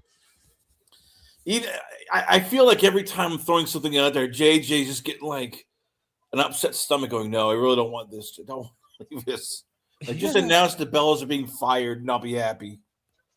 Please. Yeah, they could be like both Bellas fired. He'd be like, ugh. I'd be like, all right, time to pop open the beer. He'd be like, oh yeah, dude. He'd be pumped.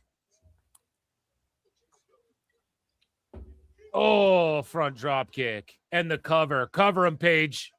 I love Penta. You guys know that, but oh, Canada, our home and native land. You know what? I'll fight back on JJ about this.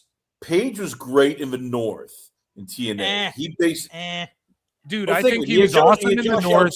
So he didn't have the guy to play I think he off. was good in AEW. They just didn't fucking know what to do. They're like putting him in there with like shooters and shit. It's like, you don't get it. He's a karate guy.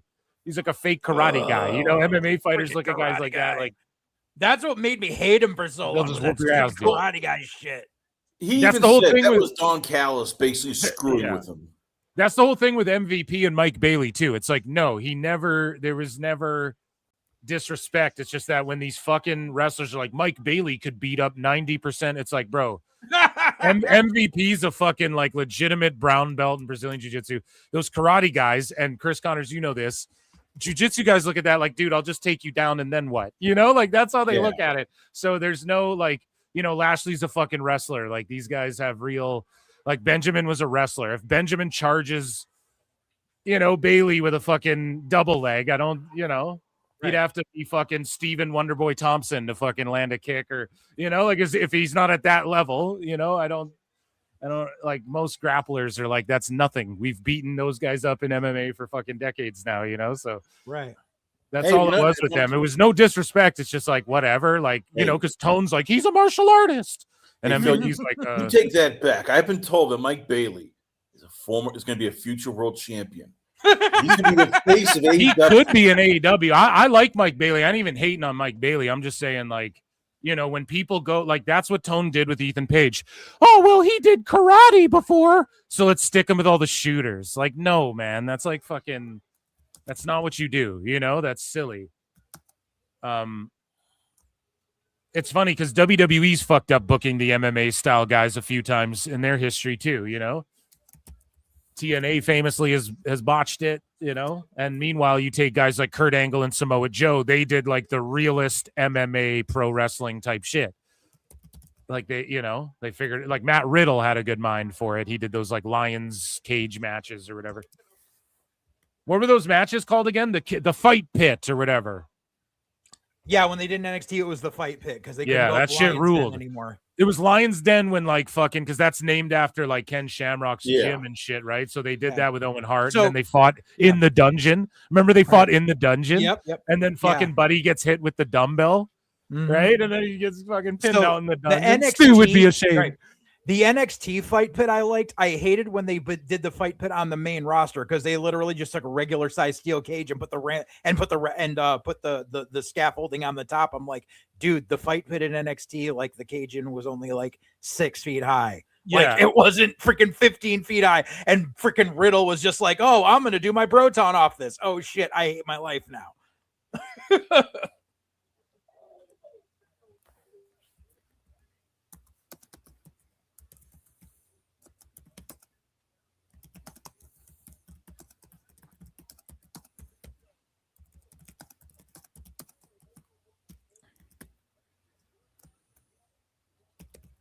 Oh, hey, look, they're even pushing that AAA is on at 10 o'clock tonight in the lower third. So they're like, keep watching I'm wrestling watching when this is done. Yeah, I'm watching the fuck out of AAA, dude. It's the go home for the Mask vs. Mask and Ludwig, who we're about to talk about. Yeah. That's why I kicked your leg from your leg, and that's why we talked about what we're about to talk about. Yeah, me and Chris talked about that yesterday. Yeah, so Ludwig, he got like a hero's welcome, El Grande. We're gonna go over some of that here in a bit. Kick to the back of the leg, Penta, reverse sling blade. It's more of just like he doesn't really sling blade it. It's more of just like a reverse face buster, whatever you want to call it. Yeah.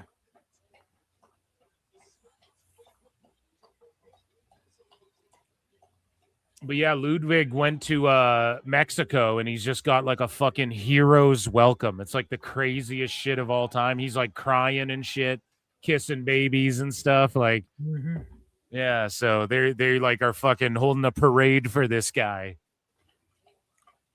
And then the mask versus mask is next weekend, as well as what else is next weekend? Clash in Italy on Sunday.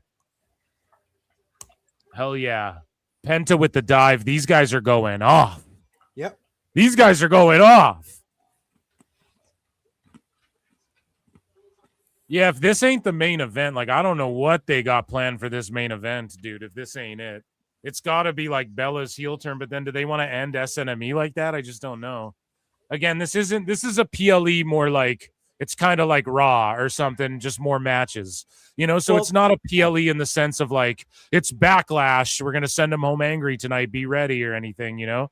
Right. Well, I mean, that's the thing is they said last year that they wanted this. They wanted 2026 and beyond. They wanted the Saturday Night's main events to be on the same level as a PLE. So they're like a B show PLE. The only problem is this one is literally 6 days before the next actual PLE, and that's like I said yesterday, that's some Tony Khan booking bullshit. Like you shouldn't. Put so somebody on X, I'm at Pro Wrestle Times on X. If you guys don't follow me, somebody said that Bronson Reed will return tonight to help the Vision or get involved with the Vision to end the show because we don't know what the main event is technically.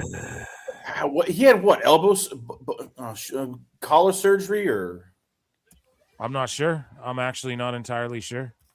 Ask Scott Steiner. You mean Lex? No, I mean ask Scott Steiner. He's fat. Yeah, so he suffered a distal bicep here in his right arm. Yeah, he's not coming back till probably like late summer. Yeah, I mean, I don't like. Yeah, I'm not his fucking doctor. I don't know, but all I know, these guys are having a banger and the crowd's on their feet. That takes time.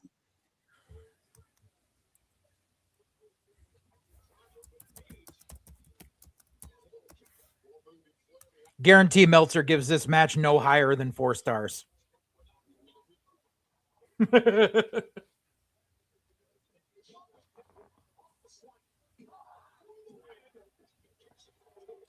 Oh no, he won't give it higher than 3 stars. I mean, no. They committed a cardinal sin. They left AEW.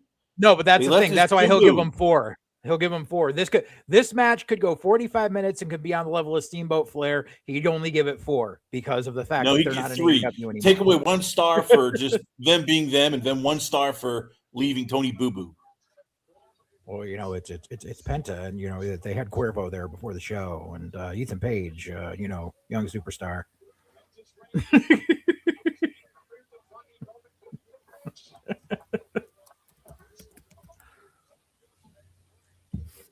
Oh, backstabber kick out.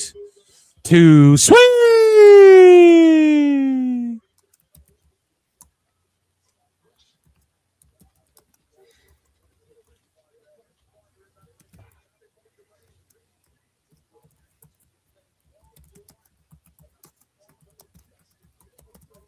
It won't be Bronson. It'll be Street Profits split up. I mean, they've slightly been hinting at that, which I wouldn't have a problem with because I think Montez needs a singles run. The problem is, what do you do with Dawkins after that? Because Dawkins has a great hand, but he can't survive on his own. I mean, you could always pair him with R-Truth and have him feud with heel Damian Priest and whoever he's going to be with. I mean, Priest doesn't work as a good guy. They're trying, but it just is. Priest is a fucking douche. That's why. Tell me how you really feel, dude. I've had heat with that motherfucker for over a decade. Have you? For what? Punishment Martinez? You had fucking heat with Punishment Martinez? Sure did. Let's talk about it. Big league and piece of shit. For what? What did he do? His trainer was out here begging all of us promoters to book him because no one was booking him and he was sleeping in his fucking car. And I reach out to him and say, I want to book you for a minimum 3-match fucking arc. And he big leagued the fuck out of me. I'm like, you're living in your car. He was like, no way, pa. No, he wanted way too much money for an indie guy living in his fucking car. He was is like, what I'm saying. rise for the rock star. Is that what he said? No. This is back when he was just transitioning between looking like a fat Samoan and looking like he does now. He was like in that in-between state. It was like 6 months before the ROH Top Prospect Tournament. So it was around that time frame. And yeah, no, not fucking happy with him. Fuck Damian Priest. Man, Nicolo Piccolo is going to be upset with you for saying that, dude. Oh, well. Nick also defends Sap at times, so Nick's not always Nick is not infallible. I was gonna say Nick also. I like Nick, but come on. But he basically will not let me trash on Andrade because he says most beautiful man in the world. Listen, the only infallible one around here is me, the queen of the IWC, Phil Marks. I got bad news for you, Phil. Your Montreal Canadiens are losing to a Carolina Hurricanes right now. You got to do something. You got to, will them to win here. These two are duking it out on the top. Yeah, listen, buddy. I don't am I pulling for the Habs? Sure, but fuck the Habs, dude. I don't care. Dude, does anyone see bootleg Sami Zayn sitting directly on hard camera there? Oh, shit. What is Paige doing? Power slam. Oh, my God. Avalanche style kick out from Penta. Crowd is going fucking insane.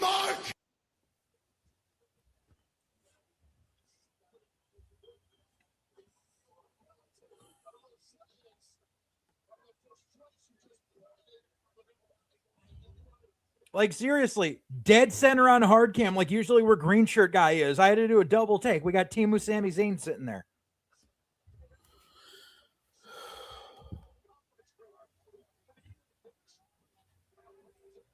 Well, you know what? Oh, wow, I am way behind. I am way behind you. He just did the Avalanche Slam. Yeah, dude, he's got the buckle off now. Freaking Peacock is behind. Oh, he used the fucking, oh my God. Oh, shit. Let's go. Come on, Canada. Wrestling's not fake! Fuck the Habs, man. We're all in on Ethan Page.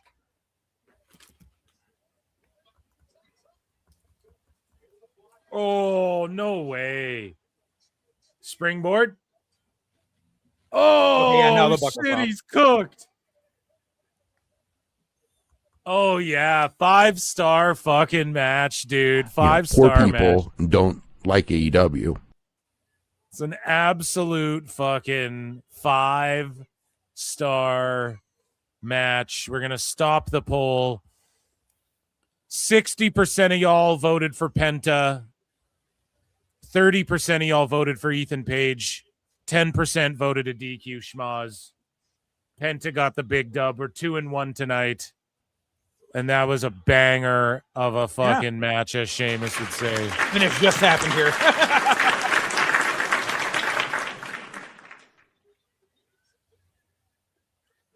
Paige just looks dope. Everybody's like, man, I can't wait to see these two guys mix it up again. And here's the thing with Paige. He can have fucking bangers with anyone, man. Yeah.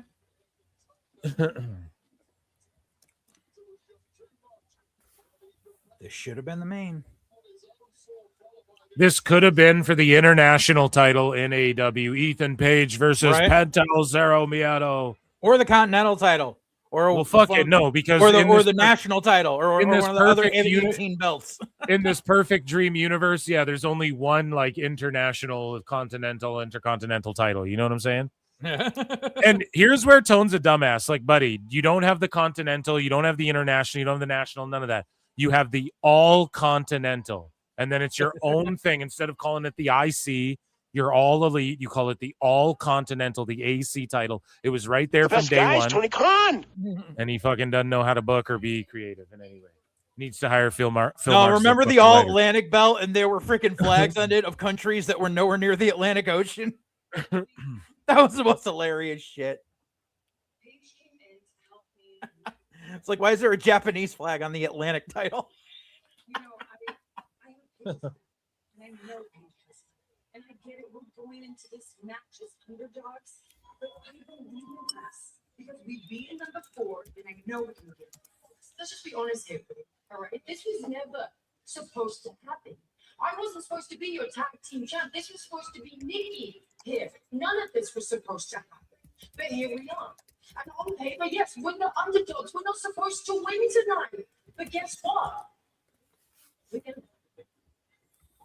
I know a lot of people looking forward to that match that wasn't supposed to happen. Let's send it back to Cole and Wade. Okay, yeah. So it's the men's tag main event. Okay. Street That's Profits not as bad. split up.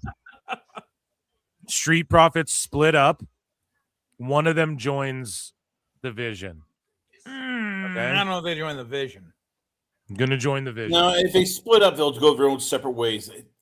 One of them joins the Vision, the other one's just by himself and teams with Seth and shit to fight against the Vision. I feel like what they're going to be going forward with after Clash in Italy is there's going to be a contingency of singles guys who are going to be flipping heel and bonding together to go against the Bloodline, because they're going to be like, we don't care if people like the Bloodline. We just know what the Bloodline used to be, and we don't want that to happen again. So they're all going to flip heel because they don't want the babyface Bloodline in charge. And it's going to be like LA Knight and Montez and a couple other guys. Well, you know what they say. Wrestling's not fake! Okay, so let's get into, we have some more news, ladies and germs. So WWE superstar Alexa Bliss signs with Prototype Talent Agency. No John Cena. So good for her. I've never heard of it. Here is, who is this? You guys will know. This happened on Tubi, on Evolve. This young lady here hit just a spectacular fucking moonsault. And everybody's like, oh, this is crazy. Yeah.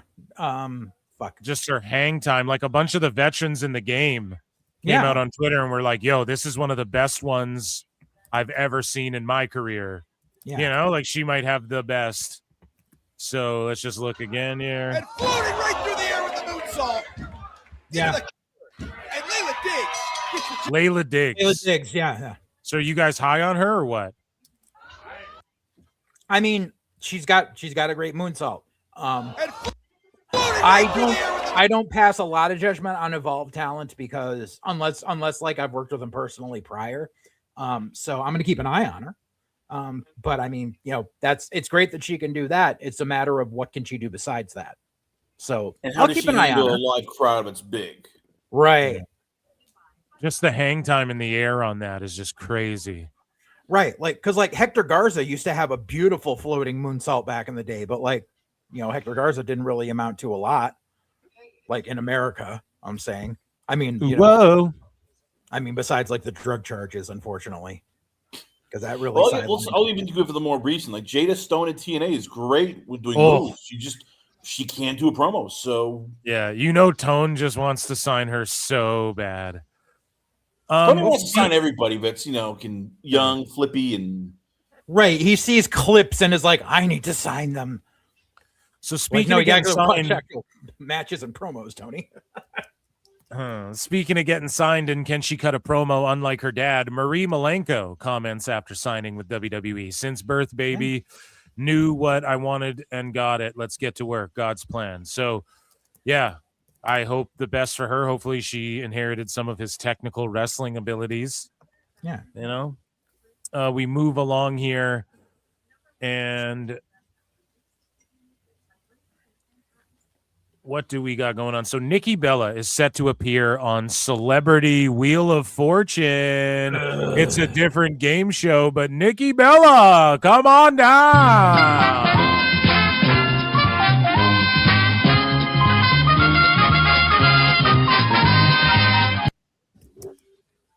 So yeah, she's going to be on Celebrity Wheel of Fortune. And is that Ryan Seacrest? Yeah. Does he host that shit now? Yeah. Oh my God. So other 'cause celebrity Pat Sajak's guests. dead now, right? That's fucked. I'm not sure. Did he pass? I thought Pat Sajak passed. That's sad. So Nikki Bella is set to appear on Celebrity Wheel of Fortune when the show drops 10 exclusive new episodes on Disney Plus and Hulu. Bella will appear alongside Jamie Lynn, not Spears, but Sigler, and Dan Bukatinsky. Who are those people? Oh no, Pat Sajak is still alive. He's almost 80. He just retired. Who are the names again? You know what? Because I was thinking Alex Trebek. That was why. Because Jamie Lynn Sigler, and Dan Bukatinsky. So Jamie Lynn Siger is Meadow from Sopranos. Okay. All right. And you said Dan Bukatinsky.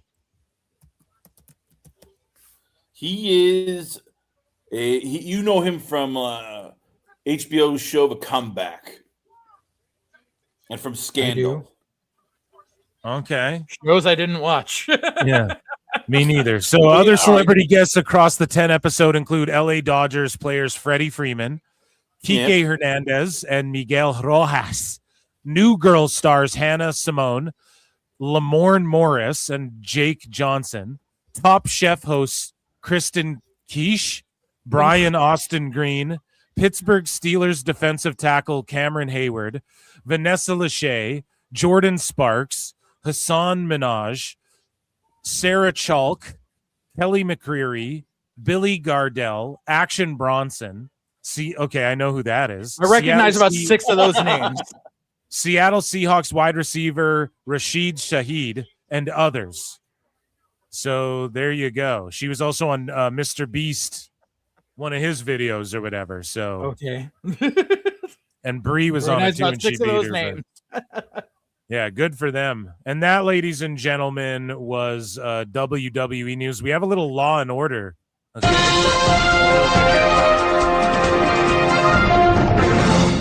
Let's get back to this card. We're going to put a new poll.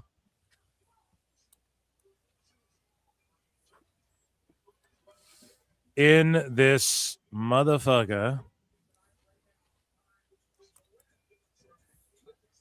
Who do you think wins the WWE Women's Tag Team Championship match? Okay, guys. Let's all lock in here. We have Brie, Bella, Ella, A. Under my Brie, Bella, Ella.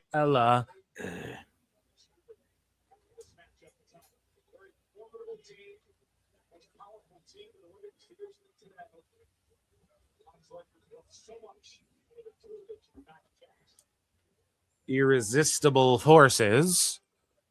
And we will add DQ Schmaz over here. I'm over. So, guys, wherever you are watching the show, Kick, YouTube, or X, who do you think wins the WWE Women's Tag Team Championship? Pardon me. 1 for Brie and Paige, the champions. 2 for the Irresistible Forces. 3 for DQ Schmaz. Let your boy Philly Phil know. Let your boy JJ Alexander at Full Circle Radio know. Let your boy Chris Connor at Last Call with Chris Connor know. So the champs, 1 for the champs, 2 for the Irresistible Forces, 3 for DQ Schmaz. I'm locking my pick in. I'm going new champs. Same. Okay, so let me think here. Let me think. So that was a non-title. And then Penta retained. I think the Vision's going to retain because we're going to see one of the Street Profits join them or Bronson Reed. I mean, I don't think it'll be that because people were saying how long the injury takes is like up to a year or something, 9 months to a year. So I'm going to say that the Street Profits split up. One of them joins the Vision. If it's me, I'm putting Dawkins in with the Vision. And then you can push Ford by himself. And also, like, not that he's going to be in a faction with Seth, but he can team up with Seth against these guys, and Penta can team up, like whatever, you know. It's and then they can fight, and then the Vision can start fighting the Bloodline, you know, and Tez can go and do his own thing. So, I am locking in title change, the Irresistible Forces. Phil's picks is in 2 for the Irresistible Forces. And it's split. 40% say the Irresistible Forces. 40% think DQ Schmaz. Like they're going to find a way out of this one. I don't know if they're going to do that, but.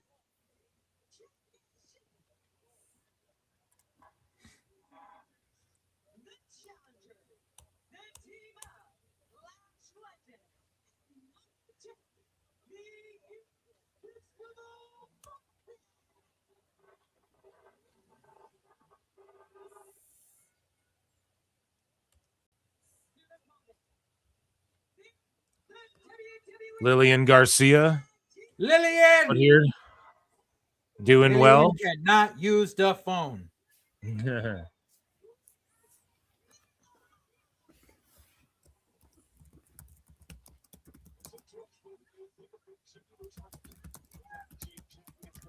And they're even using the old school MSG freaking microphone for it.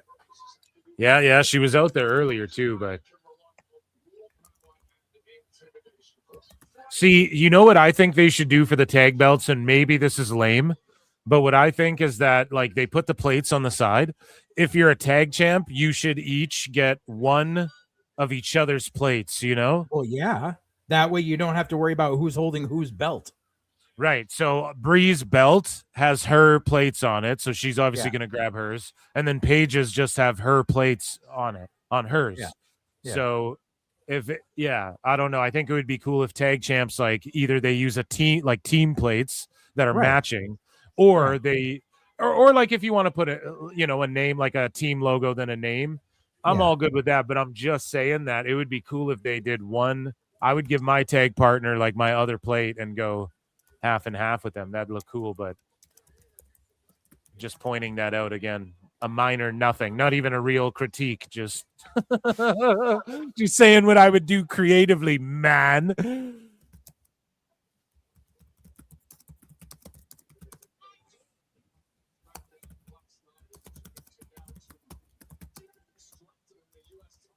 Or they could introduce Maxine as part of the Vision tonight. They're from a bygone era. Dude, Maxine as well. She's been in the car. She's been. So precisely, it's going to be some shit to do with the fucking Vision. 100%. And that's why they're ending it with that. And with Saturday Night Main Event, typically, and I think the reason why we all feel this way too is because Saturday Night Main Event, if I'm not mistaken, typically ends thus far with like, I'm just trying to think, like Goldberg retires. What else happens? The Cena night was like a monumental fucking night, and it ended with like the R-Truth stuff and all of that. So I feel like they always, Saturday night Cena tapped out to Gunther on Saturday Night's Main Event. Yeah, so SNME to me is like it's just a bunch of wrestling.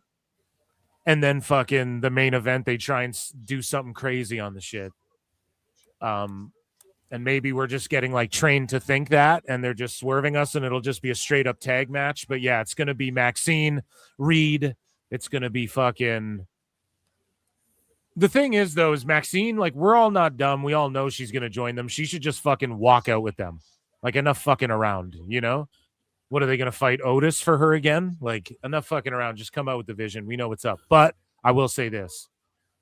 It doesn't mean, even if she's in the shit, it doesn't mean one of the Street Profits can't split up and fucking join them.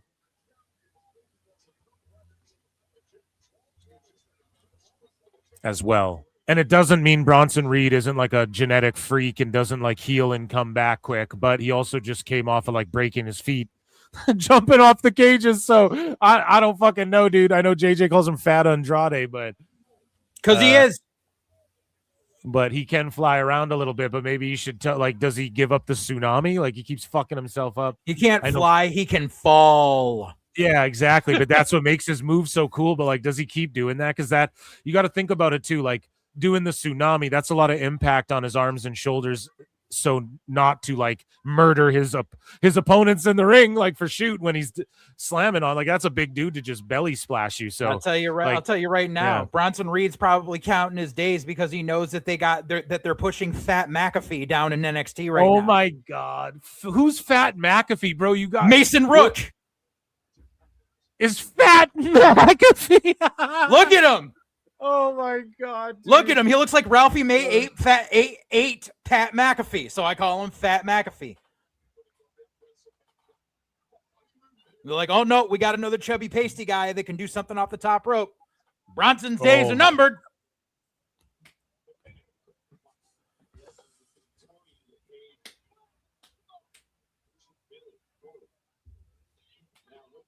Irish whipped into the corner, big lariat.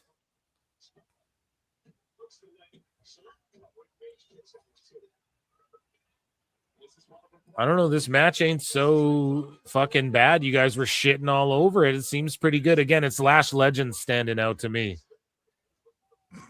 It's her pacing, her timing, knows where to be. She knows how long to fucking, like play the crowd, like heel at the crowd, or fucking. It's just the stuff she does in between the fighting. Is it good though, or is it just not as bad as we thought? Exactly. Like this match? Yes. Yeah, I mean, I don't know. We're like 4 seconds into it, so it could just go completely to the shits. Like so far, though, I'm like, yeah, I don't know why we'd think this would be bad. It's I don't know. I like Lash Legend. Paige has been working her ass off since she's been back. She's like rejuvenated, man. People leave AEW and they're like rejuvenated. It's crazy. Because AEW just throws people in and goes, oh yeah, just do flips, do moves. Hey, don't worry about pacing. Let's just breakneck speed. Get injured. Screw it. Yeah, there's like a standard to uphold in the Fed, They're really, really, really. No, they just know how to hide people's weaknesses, and AEW doesn't care. It's just, all right, let's do all this stuff. You get injured? Oh, well, no problem. Tony will pay for it. Here's the thing, man. Like Paige, she did well in AEW too. I felt like, her wrestling's always been good. I've always been a Paige fan. For me, it's like they could have did more with her at Wembley and stuff. And I get it. She did get a big rollout and shit, but there should have been way more story and build and all of these things. Like, she's begging for her brother to get a job. It should have just included her whole family of wrestlers. Like, it could have fucking included them more and stuff like that. I think Tone just always leaves so much on the table. I think about Jade Cargill, man. She just lost to Chris Statlander. What's Stat doing in AEW? And meanwhile, it's like out of there. Yeah, and like Stat beat Jade, like that should mean so much more for your company and for her career than it did. It's crazy. Like you left so much on the table with that. Here we go. This is how Tony goes. He'll go sign a blue person. New toy. This toy is amazing. It's the bestest thing ever. Look at it, Phil. This boy. Yeah. And then all of a sudden, another wrestler. Oh my God! Another new toy. Look at it. It's amazing. New old toy now. You go back to ROH. You're the shadow band, like Deonna Purrazzo. A new toy. I love you. Oh, I got another new toy. Like he would do it to you. He signed Phil Marks. Oh my God, Phil's amazing. Look at him. He's the greatest podcaster ever. Wait a minute. I got Elboo now. He'll send you to like North Korea. Oh no, dude. Brie Bella's been way better than I think. Like on this run too, I think she's been better than. Well, she was always like, I don't know. No offense to Nikki Bella, I always thought Brie Bella was better in ring for sure than Nikki, but that's just my opinion. Yeah, but that's not that hard to do. Yeah, but I mean, like Nikki, it's not about. It's like Hulk Hogan, brother. Like Nikki Bella, she's a larger than life personality and shit. I feel like that's more like what she conveys. Oh, shit. It's done. God, I love that tag finish. Oh, it's not done. No, Brie ain't taking the pin in this. But yeah, I just think like before Paige got out of AEW, you could have really did something way more special. Her versus Toni Storm. 1-on-1, Wembley. Paige could win the title from her, whatever, or drop it, felt like they wanted to do. But I just felt like it could have been so much more like story going into that, and then featured more prominently. Wow, what a finish! Wow,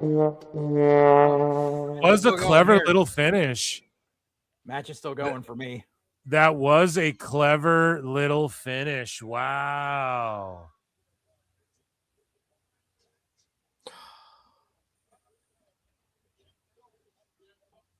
Man, these matches are short.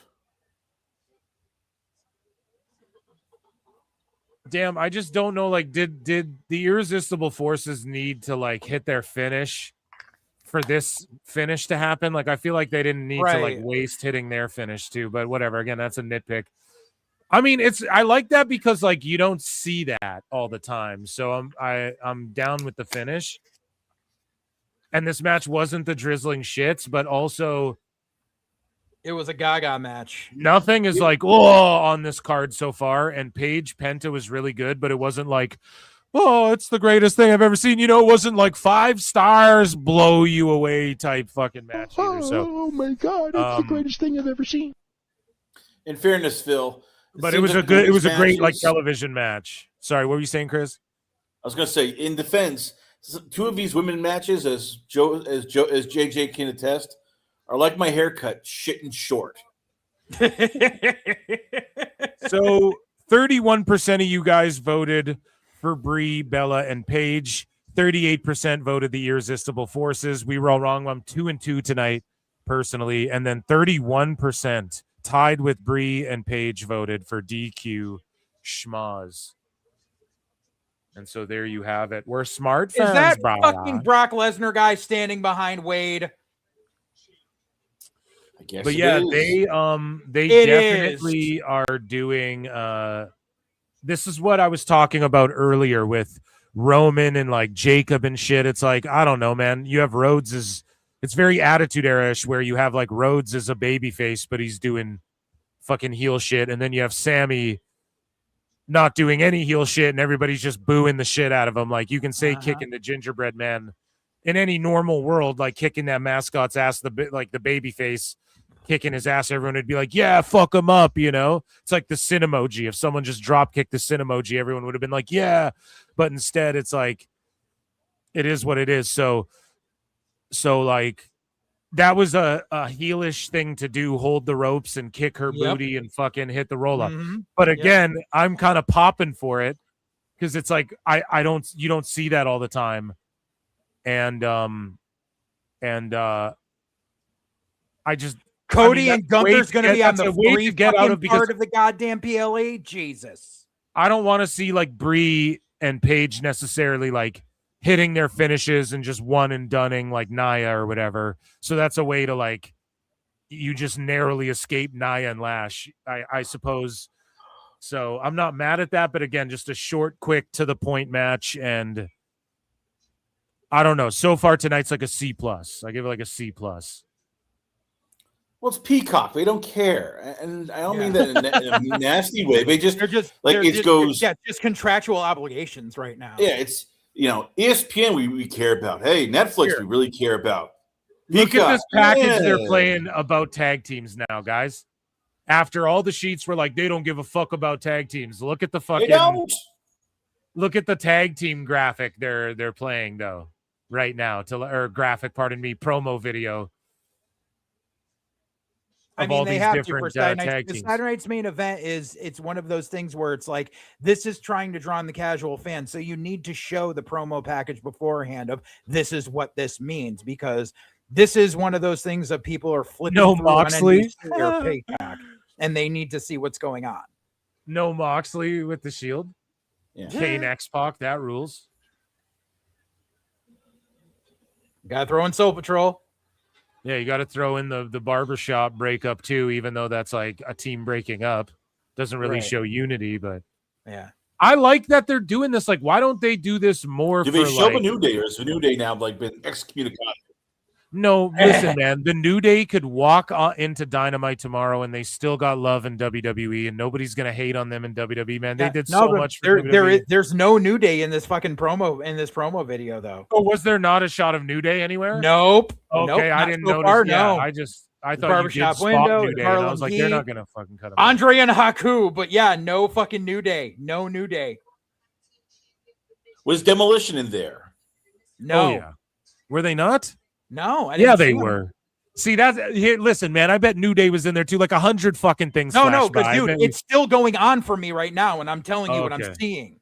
And yeah, I mean, Demolition Mightico showed up early. There was a lot of Steiners in there. Yeah, there was like fucking 10 different tag teams in the first like 1 minute. You know, they showed fucking Steen and Generico in that bitch. Yeah, they showed Harlem Heat on Yeah, Nitro. yeah, but yeah, they did. Yeah, but they did not show any New Day in that. Well, So I'm sure that's what Even- I'm sure IWC is going to be bitching about that on Twitter within the next 5 minutes. Well, this is what they're going to say. They're just going to go, WWE's listening to social media. It's going to be like Alba and these geeks going. No, they're "Oh, going to but be I- saying Triple but H I is thought- racist. It's going to be like Alba and these geeks going, I thought Nick Khan doesn't listen to social media and stuff like that. It's going to be like Dave saying some goofy shit like that. But I'm telling you, you're gonna hate it, Phil, and JJ. You're really gonna hate it. But by the end of 2026, we're getting Danhausen as a tag team champion. They're gonna find a way. I won't hate that. I won't. If they do it right with Omos, that rules. No, with no Omos, Omos. that fucking rules ass, dude. They'll put it with like Baron Corbin or or Cassidy or Braun Strowman or worst comes to worst, you can always get Josh Briggs. They'll throw JJ Bongo. All right, look, we'll bring up your guy Briggs, but he's going to be with Danhausen. Man, I am so tired of him being stuck in NXT.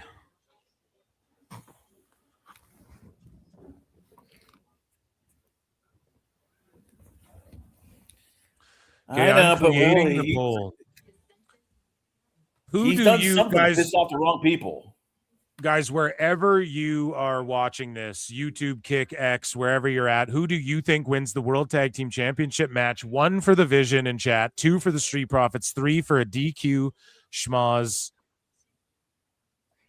I am going with... Yeah, I'm just... The Vision are going to retain them. Oh, or do they crown the Street Profits after some shit like that? No. I'm just gonna go with my gut. No, the because Vision they need to retains build the because- Vision up.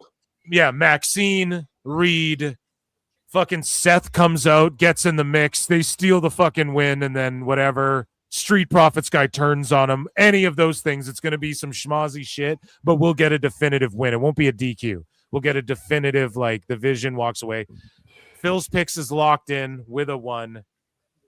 The Vision. I think it'll be a DQ schmoz, but they won't break at the Profits yet. They'll wait till SummerSlam. That'll be like the big. They've now broken up. Because if you break up the Profits, and who does the Vision feud with? The Enzo and Garzas? Cass. I can't see Cass being brought back.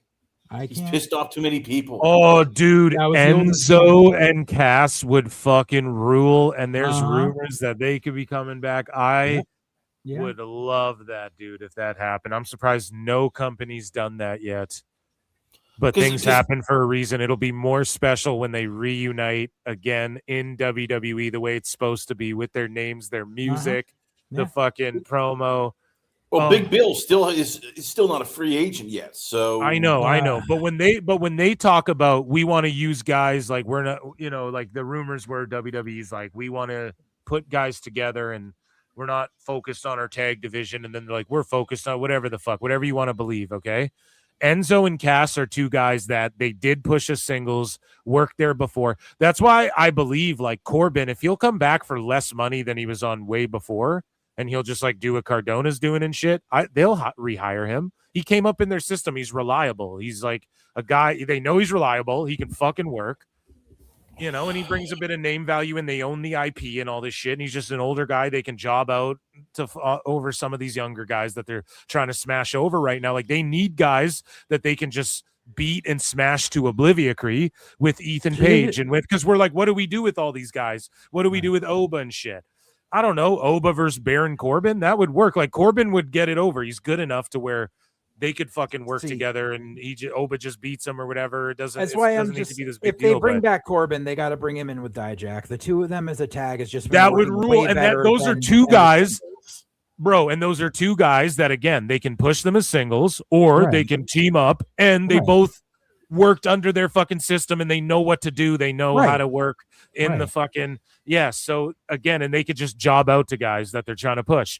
So when I hear shit like that, it doesn't shock me. It's like, yes, bring Corbin in. I'm not even mad at it if that's what his job is. If they may, and who knows, maybe the new skyscrapers are like the next big thing. I don't see Dijak coming back, but I do. I don't see him coming back. I don't see him. If they did, I wouldn't be mad, but I don't see him coming back. I see Corbin, but not fucking Dijak.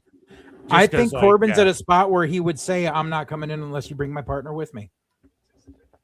And they won't bring him in. I mean, I just don't think Corbin and Dijak. I don't think Corbin and Dijak are even partners like that. I don't think Corbin's like they're partners, but it's not like Corbin's gonna go die on a hill for fucking Dijak to get back in the Fed. I don't see that either.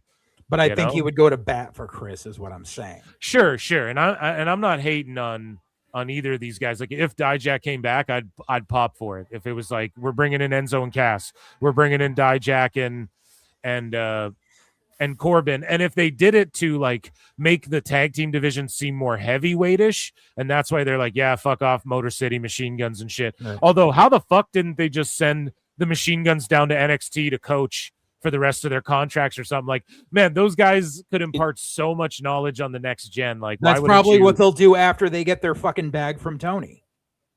Yeah, you're probably right. They're gonna have one.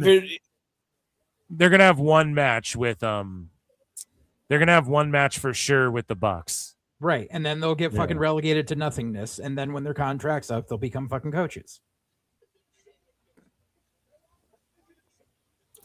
They have too many coaches. They're going to have more coaches than they have wrestlers at some point. They need coaches, though. It looks like they have too many coaches, but the coaches they have, some of them have been there for far too long and need to take a step back. And some of them, like, they're only good at teaching people certain things. Like Matt Bloom is a great coach at teaching guys how to work like big men, but he can't teach people smaller how to fucking work that style. You need someone else. Terry Taylor's only going to be around for so fucking long. You know, he's old. He has a mentality that doesn't fit in today's standards. Like there's only so much he can impart. Sean needs someone else to help him book. We've been over this 1,000 times. All Sean knows how to do is fucking, you know. Like you have Sean Spears, who's basically an assistant coach. He's going to be pushed up. You have, like, I'm just looking here at the rest of the NXT coaching. You have, oh god, so many freaking coaches here. It's like, oh. I think the Machine Guns would be awesome, like helping Shawn Michaels in NXT. I think they have lots of good ideas and have an eye for talent. You get Link Dorado as a coach. You got they brought in Jazz as a coach. They brought in Jazz is a great coach. Lindsay is not fucking worth his salt. You got Norman Smiley as a coach.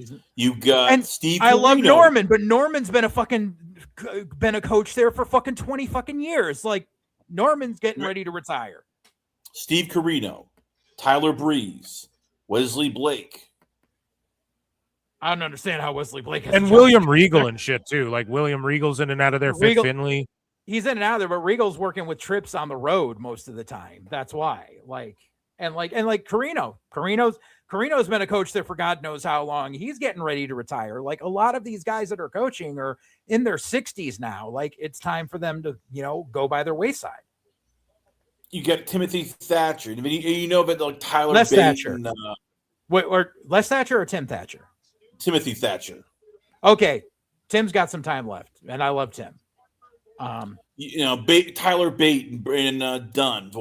They can send down there. I mean, you'll have R-Truth if you want to keep him and have him teach how to get people over. I mean, they have all these guys who are you have guys like Rey Mysterio who are going to be retiring soon. You'll have Ray's going to be working AAA though.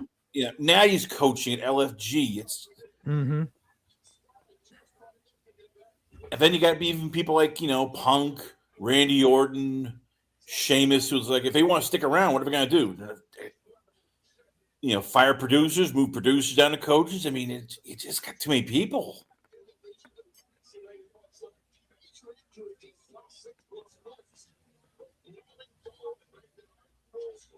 Like, what's Tamina doing? Is she a coach? Is she on a creative? Like, we know she's there. We just don't know what she does.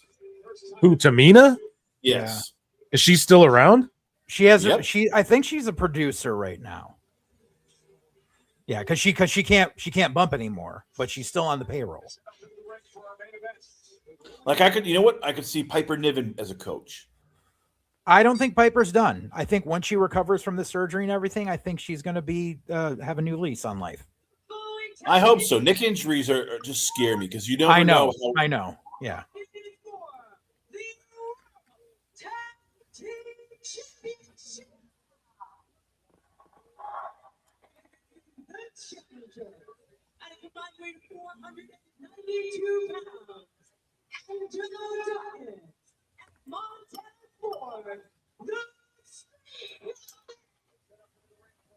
I could see Santino as a coach eventually.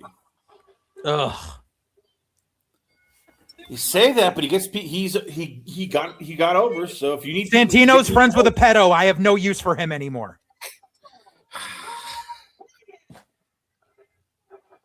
Santino Marella? Yes. Yep. He took a picture. He took a selfie with Marty Scurll like 2 fucking weeks ago. Fuck him. Yeah, a bunch of wrestlers did. Chris Masters.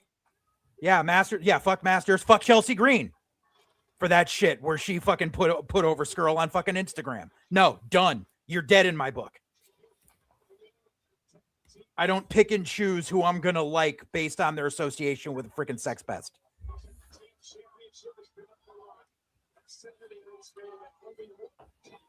Oh, I forgot. X-Pac is now a coach. Oh yeah, dude. X-Pac rules. He should be.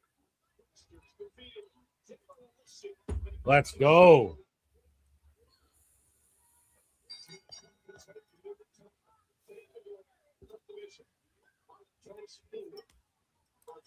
Man, I can't wait until Theory gets his chance to break out as this true singles fucking star. I hope it happens. It's just, again, there's so many people you get a feed that's like, all right, where do you put them? Like Dominic, they got to figure out what to do with him. I mean, how long are they going to do the whole Dom and McDonough versus Finn Balor and whoever he picks as a partner? Dom has a ceiling. I've been saying it for a while. You say it, but there's people in WWE who see him as a world champion, that he'll be that baby face. He'll be the guy. No. I'm telling you. You can make him a mid-card champ. You cannot put the big fucking belt on Dom Mysterio. It'll happen. He'll touch the world heavy. Seriously. He'll touch the world heavy. He'll touch it. He won't hold it. He'll touch it when he's fucking. Oh, he'll carry it. He'll carry it. Hey, a mutual friend of ours believes he's going to do it. That is Dis. That's nice. Dis was also freaking begging for Ted DiBiase Jr. to be part of the Orton fucking Cody storyline. How did that turn out? Well, we didn't know that he owes Randy Orton money. So if we had that information, it'd be a different. And in fairness, he just didn't want Pat McAfee. Nobody wanted Pat McAfee. This would be like you getting Christmas for your wife socks. You'd go, oh, no, that gift sucks. I'll take anything else but that. Or me getting like an Irish wool knit sweater. No, I don't want that. That's what Pat McAfee was. I know you liked him, but nobody else seemed to like him. I don't want that.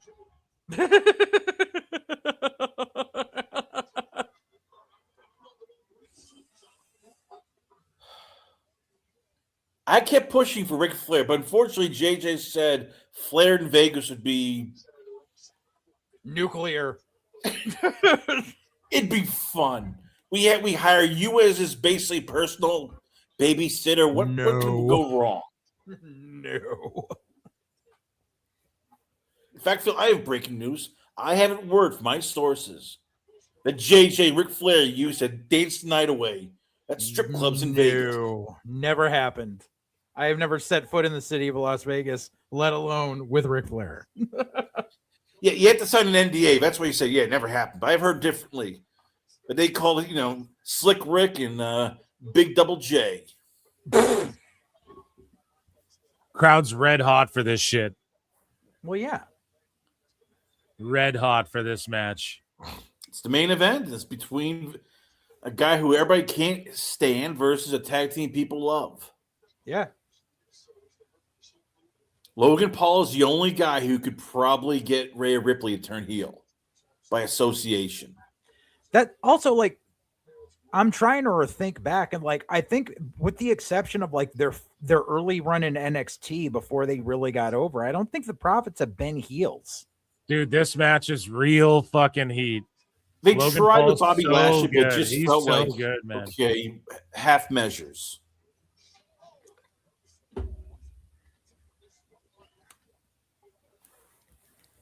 It's just the kick to the gut. Fucking crowd boos. Kip up.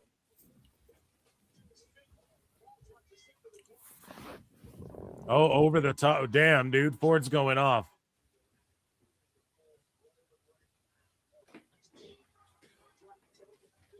And with Logan Paul, it's just his fucking selling again. The shit in between, the little facials, shaking the head. No, before the fucking he runs for the arm drags. It's all that shit that makes him so goddamn good. And that's what gets him so much heat. He's got facials down. He doesn't know how to pace the selling. He'll take a nasty bump, but then he's up 3 seconds later. He doesn't let moves marinate. Flapjack. Oh, and then a flapjack onto his ass. Oh. Okay, ref, you got to count, though. Don't get all AEW now. Right?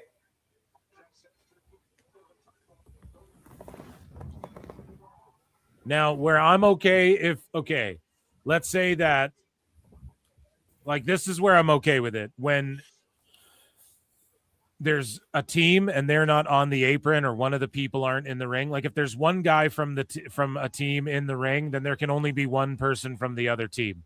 Right. But if like the way these guys are walking out, or if they're both not in the ring or on the apron, if both of you and your partner are in the ring for a prolonged period of time, I'll give it more leeway. That's my fan kayfabe way. Like I've always thought that my whole life, but I like that. I need there to be that count though. Like I want to see. Yeah, there needs to be that 5 count. Yeah, dude. Or even if they say, well, you get a 10 count, new rules, you get a 10 count. Like, okay, just tell me what it is and do it. Like implement it.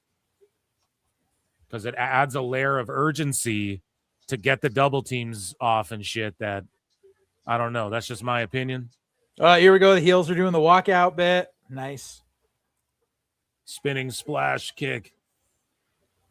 Crowd's going nutty for the Profits, man. They could just get crowned tonight, too.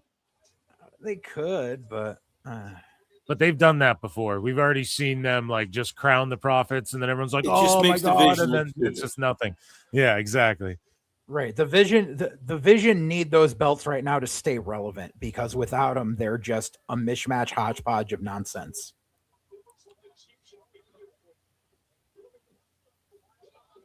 Because Paul Heyman is not a Band-Aid.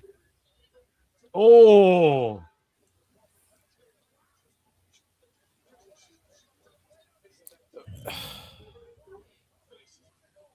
It just never felt like why is Austin Theory in the Vision? Why is Logan Paul in the Vision? Right.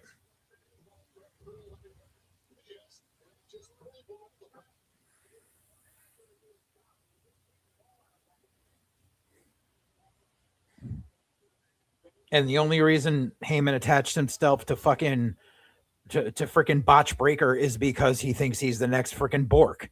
And he needs to freaking hitch his gravy train to someone when Bork is gone.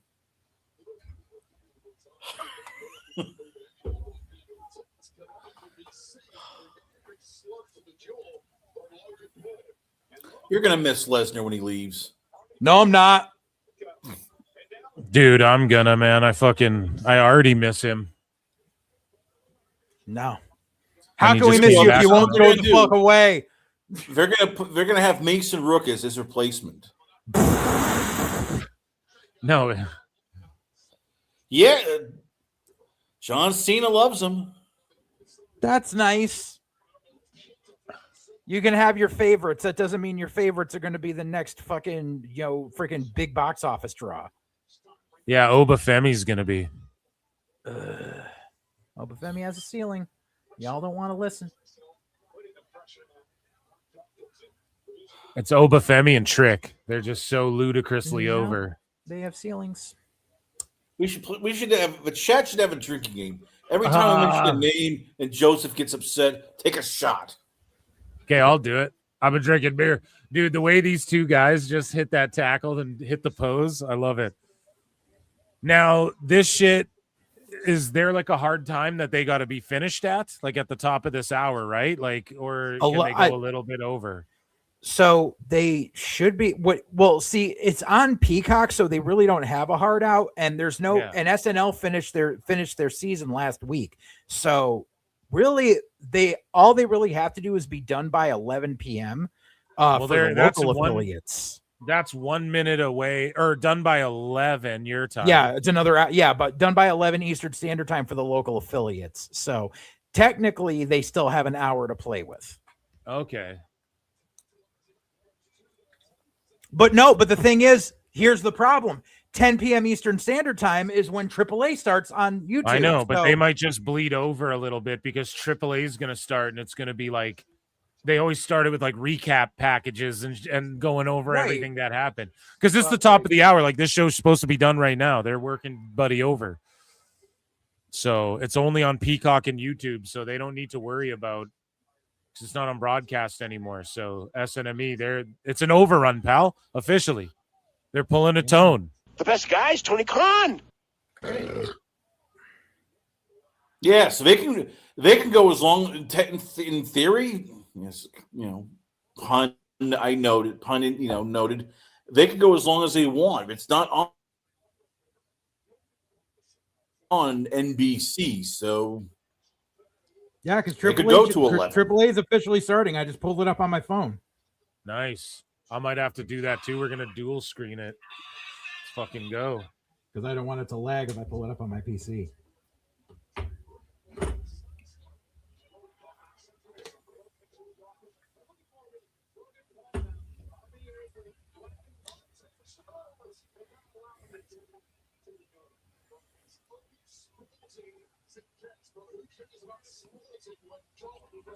So 89K watching on YouTube, SNME, and then there's like 6K who floated over AAA. Notice how all of those manufactured Fire Logan Paul signs just appeared on hard cam. I think we're going to get a Joe Hendry run-in.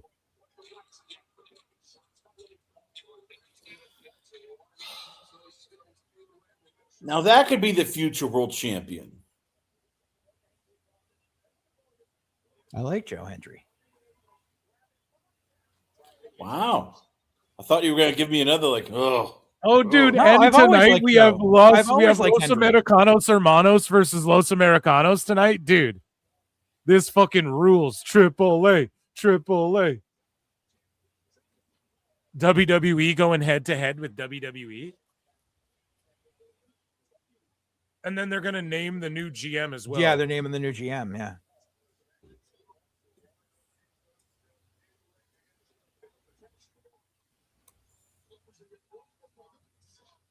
It's La Parca. It says Hijo de Dr. Wagner Jr.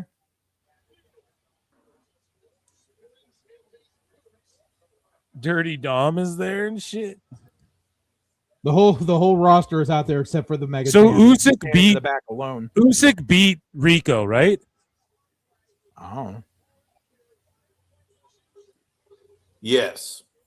Okay. Yeah, because I'm seeing a clip and everyone's like, what? This is a travesty. And I'm like, I don't even know what happens, but all I see is Usyk piecing Verhoeven the fuck up. Whew. Oh, a kick out. And they're about to announce the GM of AAA, dude. Yep.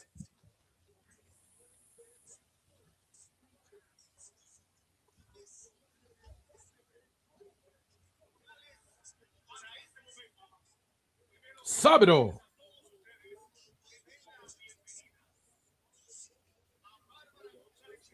I think Verhoeven should challenge Ngannou at the next MVP MMA if they don't do Despine versus Ngannou. Because Ngannou will just fucking clean that Despine guy up. Ngannou will just wrestle him, dude. I mean, to get Rico Verhoeven, you have to go through Glory. I mean, they got to borrow That's the problem MVP is going to face. Like all these big fights, you got to get the other promoter to sign off. Well, he was going. Rico was offered the UFC though. He was offered UFC, buddy. He could fight. Wait a minute here. Hold on. Cibernetico. Yeah. Chessman and Cibernetico, man. That's Logan Paul shit, over man. the top. Roll up. Uno, dos. Kick out. Shit, the Prophet's heating up. Uh-huh. Oh. Ooh, they're booing the fuck out of Dorian. Oh, he is a heel. A mega heel. Oh.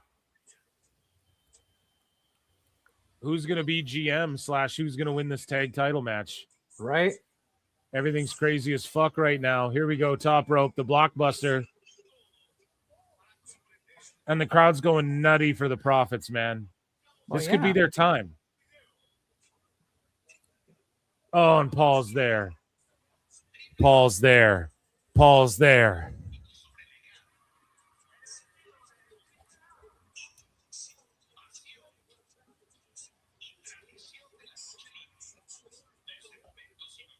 Yeah, Rico Verhoeven was offered in Ngannou, pardon me. And I think he was talking with the UFC. They might have even offered him a contract, but he was offered the Ngannou fight, but then the Usyk fight became a possibility for him.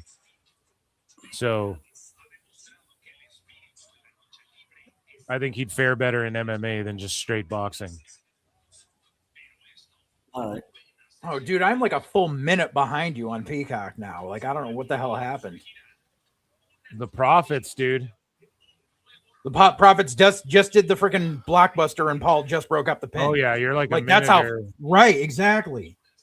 Crowd's going nuts over. Oh my god! Every time he does that post fucking plancha, whatever you want to call it, dude, it scares the shit out of me. It's crazy. It amazes me he's still doing that with Oh Javon my here. god, no! Oh, holy shit! Holy shit!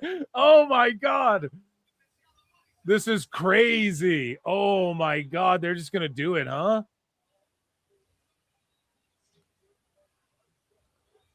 All right, yeah, I'm probably behind you. So Paul broke up the pin from the blockbuster. Oh no way! Tez just did the dive. You dirty rat. Paul Heyman's just a dirty rat. You dirty rat. Oh, Heyman. Oh my god. Holy shit. Holy shit. Now here comes Botch Breaker. And fucking Dawkins pounced him over the fucking commentary table. Oh my god, dude. Here we go. Here comes From the Heavens. What was that? Was that brass? That was brass knucks. Oh no. Oh, and Heyman just put his foot on the rope. No. Oh, show my god. What the fuck is this match? Oh, come on. What happened? Oh, come on. You're not there yet. Oh, Tez, slowly I turn inch by inch. Tez is going after Heyman on the outside. I don't like, even though it's who I picked, it's just, I don't like that fucking, it was just a good heel. Like, fuck you. Knucks. Oh, boo. Good finish, man. That was a good match. The end of that match was just fucking nutty. And Docs with the freaking tope to the outside. 1, 2, 3. Okay, yeah, Theory wins after pinning Tez from the brass knucks. Okay.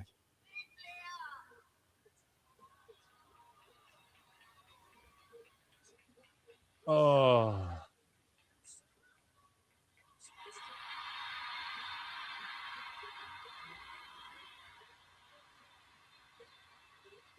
You see the lady in the front Oh row shit, they just named Ray the GM of AAA. Is Ray the GM? He's coming out. That makes sense, man. I thought Ray was going to win the fucking Mega Championship at least once before he retired. He can still do that, though. I mean, he not still as a could. GM. You know what?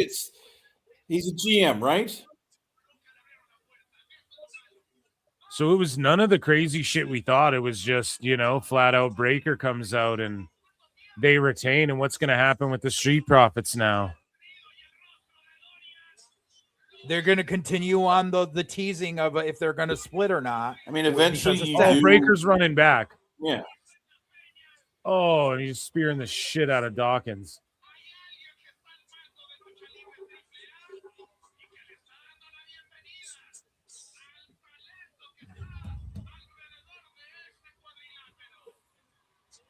Breaker's still going off. Oh, and then a spear on Montez.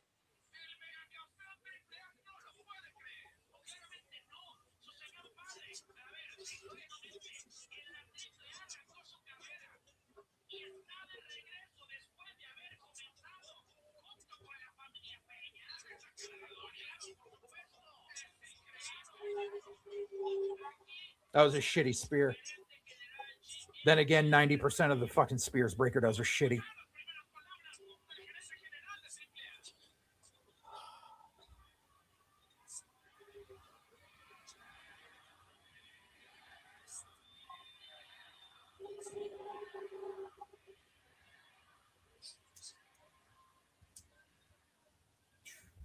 Okay, chat. What do you grade WWE SNME?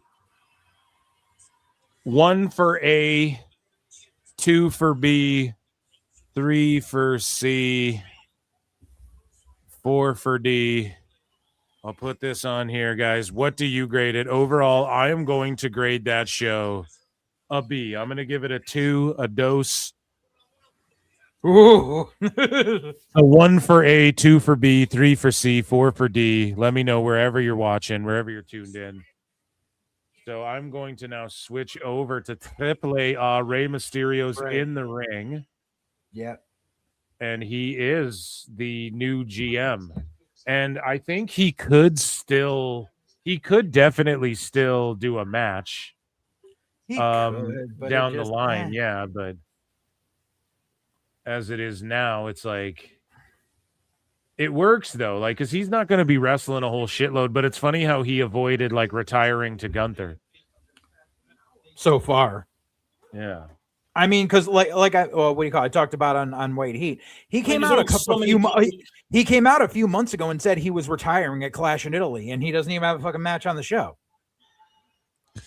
And JBL was really pushing to become the general manager, and he could eventually, and then Ray could wrestle again.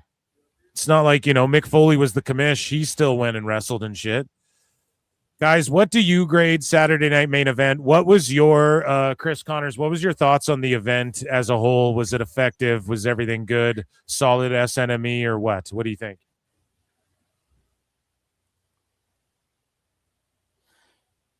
I get why Ray is GM because they're trying to get AAA a TV deal, and Ray is a name. Ray is a bigger name, you can argue, than JBL. JJ, what about you? What do you think about SNME? It was what it was. Paige and Penta stole the fucking show. Yeah. Tag title match was serviceable. The Becky and Saul was crap. It was too short, and it was a shitty finish, and it was literally just to book a rematch for 6 days from now. The 6 woman was serviceable, and the women's tag title match was blah. It was gaga. Wait. So the first match, Rey Mysterio's booking his first match automatically right here. Or next week. Do you see the sign that guy has of the Undertaker? Oh my God, dude. So Ray Phoenix. Oh, it's Phoenix, not Penta. Sorry. Got to switch over to my TV.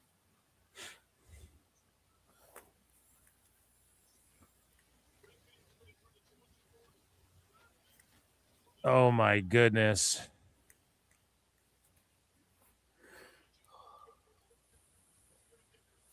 Okay, we're going to talk about some Ludwig Kaiser in just a moment. So this September. Fucking Triple Mania. And Triple Mania.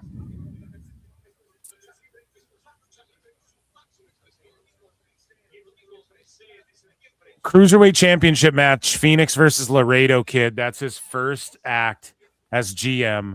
I don't think it will be good for the Lucha Bros if Ray wins the belt here. Just a bunch of 1s, 2s, and 3s in chat. Yeah, keep voting. 1 for A, 2 for B, 3 for C, 4 for D. What do you vote Saturday night's main event? I'll tell you one guy who knows the thing about AAA. Ladies and gentlemen, Chris Jericho. God damn.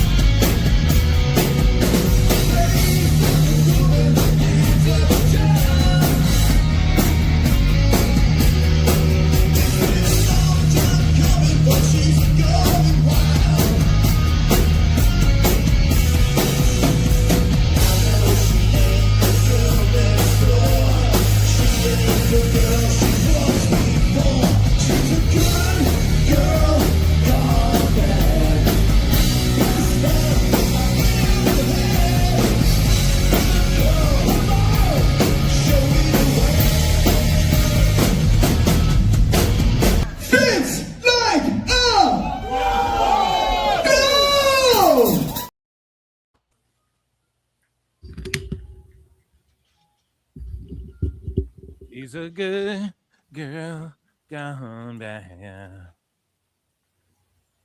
The best love I've ever had. So guys, You were heartbroken. He didn't come back to WWE, weren't you, Phil?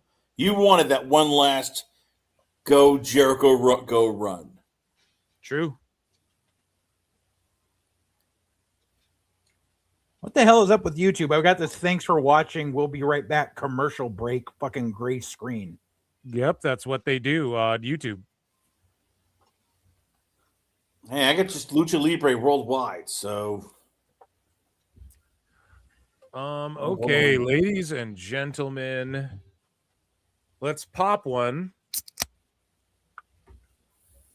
for El Grande Americano. Who's going to get a fucking insane pop tonight on this Lucha Libre show? Oh, hey, you can buy a Mega Campeon replica belt now. Yay! You say sarcastically. No. Yeah, I honestly was waiting for them to be able to sell one of those. Like, I'm surprised they didn't jump on that sooner. I'm surprised Tony Khan hasn't fucking rolled those out. Didn't try to roll those out first. Well, he couldn't because he didn't own AAA, so he couldn't make AAA replica belts. But he could always do knockoff belts. He's doing that with everything. Hey, we got NFL lucha masks. Yeah, because he can't do the belts because WWE beat him to the punch on it. Ladies and gentlemen, it is time for a little bit of People's Court. On this side of it, Ludwig Kaiser says, here comes the plaintiff who says El Grande Americano is getting a little too spicy with his Latina. Here's Ludwig Kaiser. He says he punched this fucking Mark in the head for talking shit. So Ludwig Kaiser, we already covered it. He got arrested on a case of battery. And as information was divulged, at first it kind of seemed like Ludwig is an asshole as far as like he was picked out of a lineup. And the story is he just punched some dude. And no, he turned immediately I was like, listen, man, this guy So what had happened was, I guess Ludwig and his girl were making out, getting hot and heavy, or just giving kisses and shit, right? But they were talking en Espanol, and some dude got triggered by it, and he left, and they were in an elevator getting hot and heavy, and this dude left the elevator and was like, I'll call ICE on you or some shit. But at the time, nobody knew that. What he said basically was just like, please have some manners. Now, anybody who's worked in customer service or, you know, waiting tables, I'm sure like there's so many different jobs where you deal with people, and you know, like so many of these people know they don't go, please, some manners, sir. Right. Would you have some manners, good sir, and good day to you and your madam, sir. Like, it's never like that. It's fucking always someone just chirping off at the fucking mouth. And so Ludwig, El Grande Americano, allegedly, still not confirmed, by the way. Okay, we still don't, identity not confirmed. Sports Illustrated, fucking idiots. But you know, Ludwig punched this guy in the face, and my initial reaction was, this guy for sure didn't just say, good sir, manners, sir. Were you raised with the hogs? You know, like, I know for sure he didn't just say that. So he said some shit. But then Ariel Helwani and the boys in the back dropped, you know, the information they got from their side of the story. And it seems as though it's just from the fucking buddy who got punched in the face. And it just seemed like Ludwig was being all aggro and attacked this guy. And then since then, it sort of came out, well, no, this guy said, I'll call ICE on you and your girlfriend or whatever, which is crazy, right? Like, this is crazy if that's what's true, which is seemingly more what people are like, yeah, this is what we've all kind of heard about it. Now, so we covered it. We looked at the mugshot before we covered it already and talked about it, but that's what's developed since. Now, let's just read these in orders here. The full details behind Ludwig Kaiser's recent battery case and arrest. According to court documents, Orlando police responded to an incident involving a man named Richard Reap, which sounds like a shitty Stan Lee character from fucking Marvel from back in, who told officers that on the evening of April 23, Ludwig Kaiser entered an elevator with a woman, and the two were reportedly uncontrollably intimate. So he was finger blasting her right in front of you. Like, what are you talking about? No, they were just fucking making out. They were making out. No, I know, but I'm just saying the guy who said this, like, who would ever say to anyone uncontrollably intimate? The fuck does that mean, dude? It means that he was grabbing her doing the horizontal mambo. Hey, yeah, it's like, what were they just 69ing in a fucking middle of the thing? No, they weren't, but it's like they weren't, but it's just like this guy is in the air. It's fine. This guy's making it seem like, you know, he was assaulted. They were uncontrollable. Like, what the fuck are you talking about? So passionately kissing each other as the elevator went up. When Richard exited the elevator, he allegedly told Kaiser, please have some manners and good day to you, sir. Good day to you, sir. The British Bulldogs theme starts playing. Yeah. Please have some manners, good sir. Which reportedly led to Kaiser punching him. Police later arrived and observed visible injuries on Richard's face. Officers also reviewed surveillance footage that reportedly showed Kaiser attacking Reap. Kaiser later turned himself in on May 20th after a warrant had already been issued and was released after posting a $1,000 bond. Now, this is courtesy of fucking the court documents, which are public, but they were obtained by Ringside News. Now, I believe he did. Ringside News knows about mugshots and battery charges. Yeah, dude. I'm pretty sure, though, he did get fingered out of a lineup. And then that's when they sent the warrant out because they let the guys in the lineup go. Or maybe I'm mistaken on that. But here's the information. Let's listen to Ariel Helwani and whatnot. So far, Ludwig sounds like a dick. He sounds like a dickhead, but it's like it's maybe not the case that that's what happened, right? As more develops. But here's what the boys in the back had to say. News out of the world of professional wrestling, Ludwig Kaiser, also by his real name known as Marcel Brother, who played Marcel Brothel. You mean Marcel Bartel? And it's funny because this is the guy who called Joe Hendry John Henry or whatever the fuck. He's the character El Grande Americano for the Lucha Libre promotion AAA. We've also seen him in the WWE as well. I think he does some stuff with Gunther. He has been arrested on battery charges. He was in the elevator at his apartment with his girlfriend and another man. His name is Richard Reap. Things got uncontrollably intimate.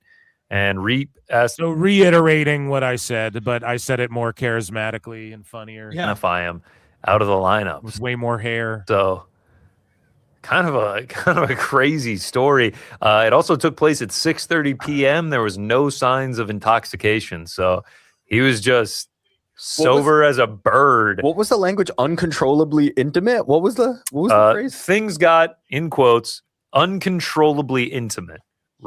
Then this feels like some Wrestle talk shit. Ariel, what do you got going on over here, bud? I saw an update. I forgive me for not citing the source. I don't remember who had it, but something to the effect of like he's asking for leniency because he turned himself in to be able to travel to do this event and continue to make money.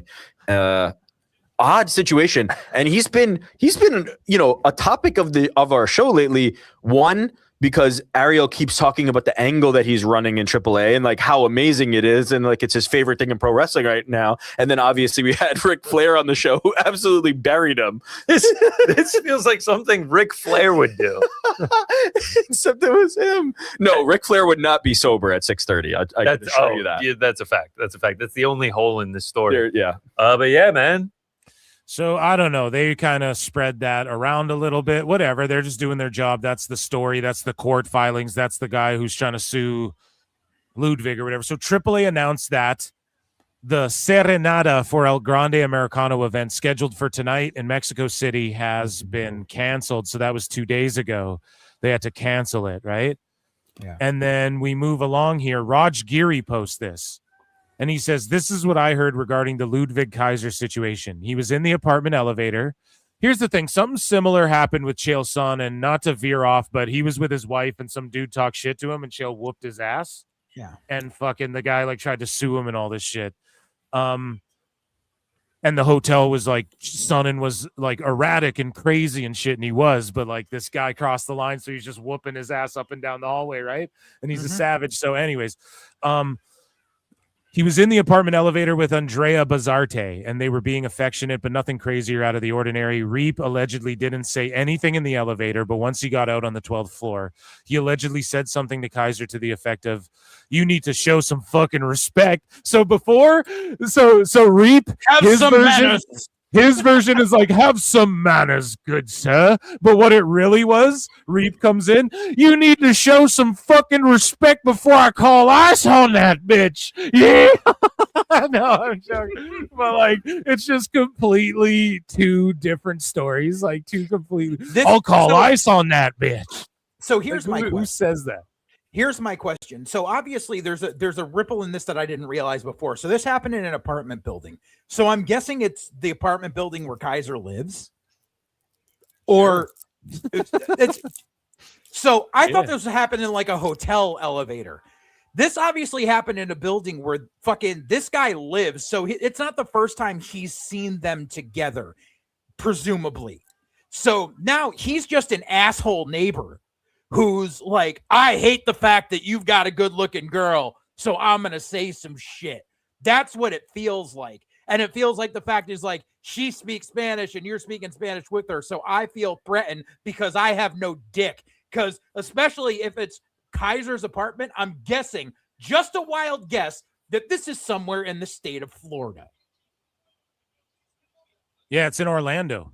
Exactly. So typical Florida man doing Florida man bullshit and got smacked for not keeping his fucking mouth shut. More power to fucking Kaiser. Chris, what do you think, man? What do you believe? You know what? Damn it. I want more drama. We need to find out like exactly who the guy is. Like when we find out, hey, it's the ex-boyfriend. And he basically said, hey, that was my space. And then, like, this just sounds like, okay, I'll be settled within a day. Well, forget it. I want more drama. Phil, you got to talk to your peeps. I know you had the video. TMZ doesn't have the video. You have the video. Ooh, I want to know, Real was kid there punched like Paige in the dick. ass grabbing? Was there like, some rump shaking? Was there No, like, he didn't was fuck trying to the get dude. involved and, Dude, he didn't fuck the dude. he punched him in the face. Right? He wanted to fuck his girl, and this dude is tripping. I don't know. If the ex-boyfriend could have been, hey, that was my side piece, and then all of a sudden, none of this punch. He kicks him right in the nuts. He throws him out the elevator. Then we see another punch. So his girlfriend made a statement. She says, I'm your number one fan forever during AAA Serenade. Okay, so this is according to Wrestle Talk. She just says, I'm your number one fan forever. So she just loves him, and obviously she feels like he was standing up for her. So Yeah. I mean, there you go. Yeah. Battery charge, $1,000 bond. So he posted $100 and got out. So I feel like, especially if he has a clean record, he's going to play his accelerator rehabilitation, get like 10 hours of community service, and this is going to go away. So yesterday and today, or just today, I'm not even sure anymore, but Mexico went nuts and is going nuts for El Grande, and he went home to Mexico, which is kind of funny to say, but he returned home, and man, the streets were just parading for him. He was in tears. He's with his girl, Andrea, whatever her name is there, and sorry to butcher it, and she and him were very publicly affectionate and, not caring about it. And if that's how they were in the elevator, it's nothing out of the norm. But yeah, the people going nuts. Like, they're storming the streets.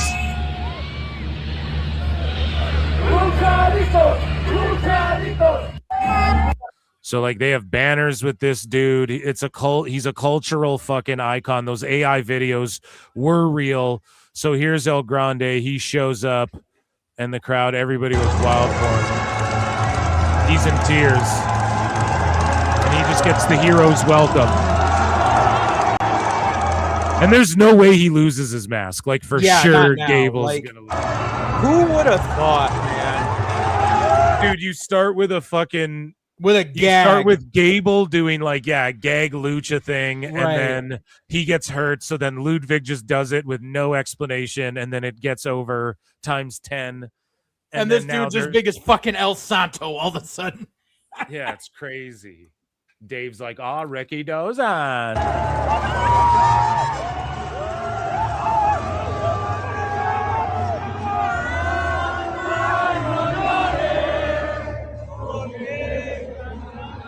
Oh, he's singing De Colores.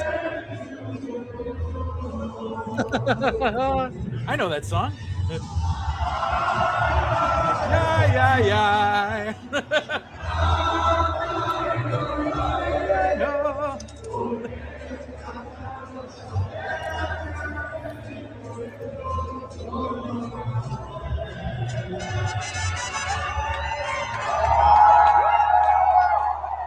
I mean, they're going nuts for this guy. He is, I mean, and everyone was crying about, the AI videos and it's culturally insensitive. And look at how they've embraced this motherfucker. It's the funniest shit ever.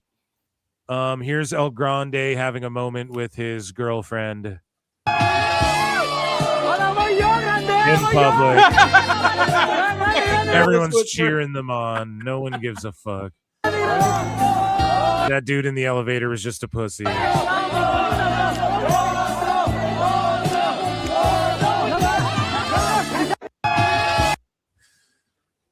They're like, got some action there. Yeah, dude, they're like icons. Here we go. Here's another look, and El Grande's just tearing up. Funny, because Ludwig would have made it as just Ludwig as well, even if he split up from Gunther. Like, he would have been good just being him, but like a more polished and just a larger version than being the henchman. He still would have done really well. Right. But this he would have been a bigger version of JD McDonough. Right. Well, yeah, I mean, and that's not even necessarily a bad thing, but now he'll be a world champion, like in AAA and in Mexico and shit. He will be, and he'll go down in history, and it's like, and he won't just be remembered as like a foreigner heel bad guy.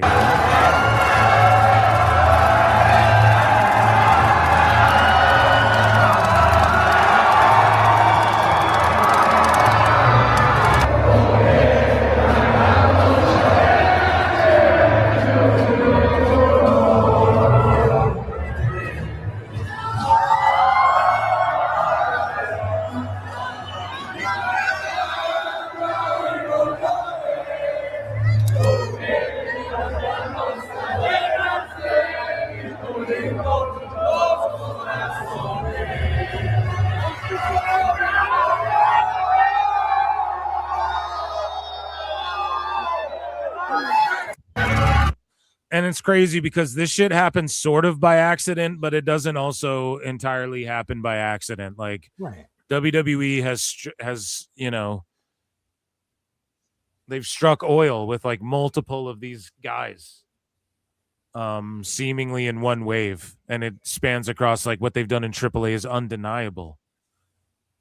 So I don't know, man. Free El Grande, he is freed, and next weekend WWE's lawyers will handle that shit. He will be free.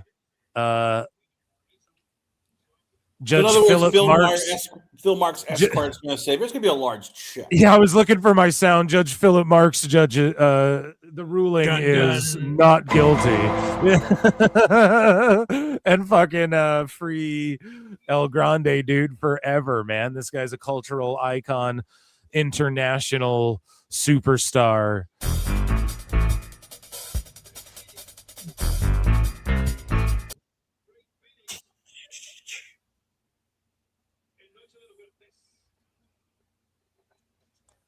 So Ray Phoenix is getting an opportunity. What did I just miss there? I know that Phoenix got beat by Laredo Kid. Laredo Kid punched him in the dick, and then when the ref was turned, and then did the frog splash and won. So Ray just confronted Laredo Kid about basically like doing heelish shit to retain his title, and he's not happy with him.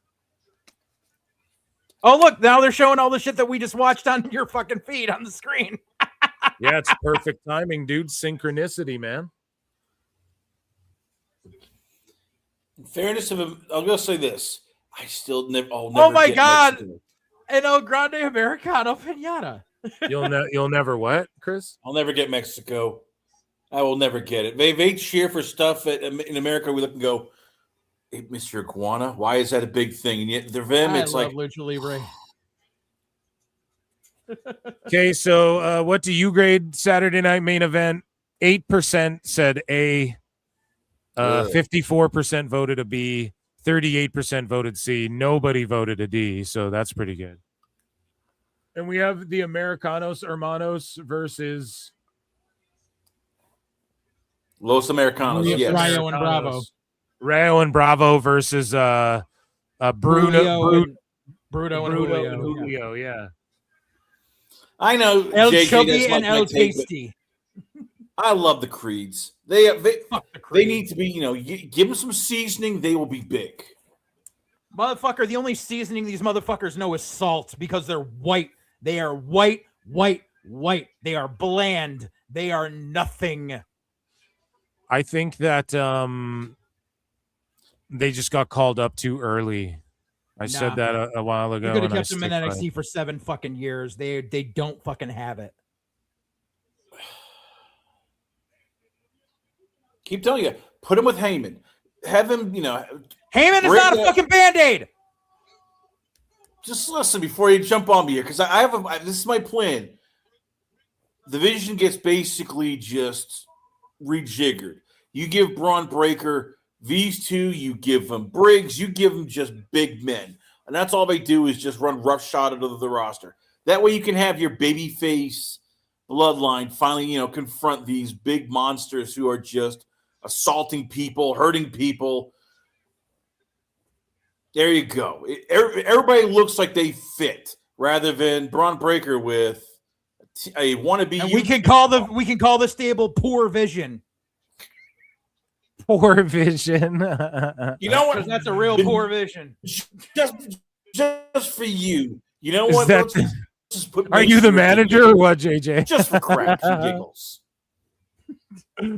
Chubby Creed and Pasty We'll have Creed will JJ never manage. fucking amount to anything.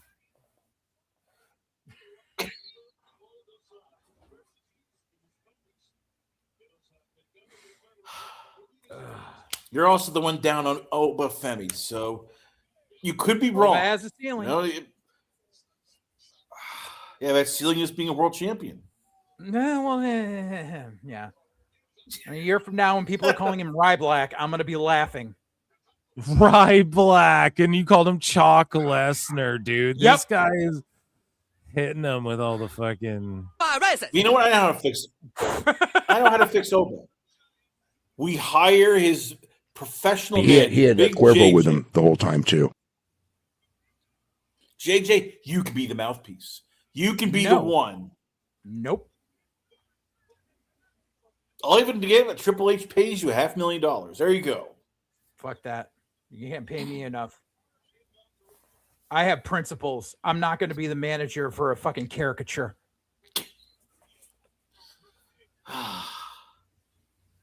Then who should be then the face when all this is basically, when all the guys are gone in terms of, the NXT, let's call it Shield group? Like, who do you want to elevate when you're going, no, but it ain't Trick, it's not Oba, it's not Braun. Like, who should be then the next guy?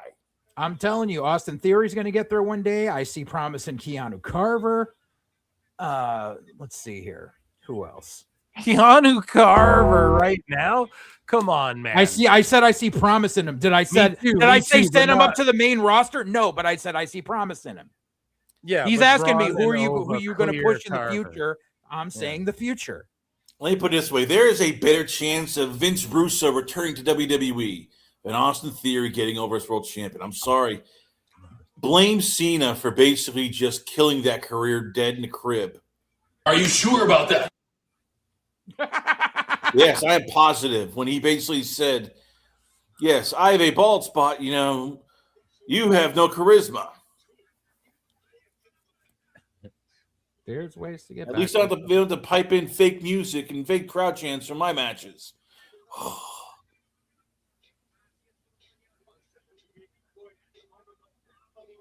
We'll see what happens. Bravo Americano snapping those jabs off. Ooh.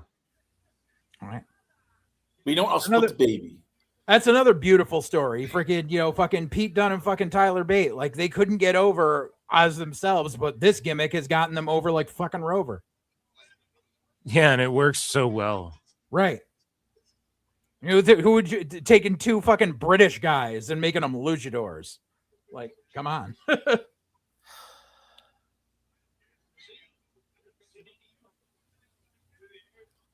Well, remember, we had Sami Zayn was an over quasi luchador for a while as El Generico.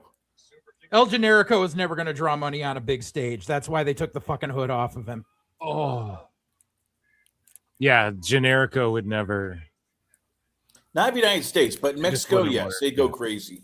No. Oh yeah, if Zayn went to AAA and was Generico, they'd Now, go yeah. fucking ape shit. Yeah, now they would.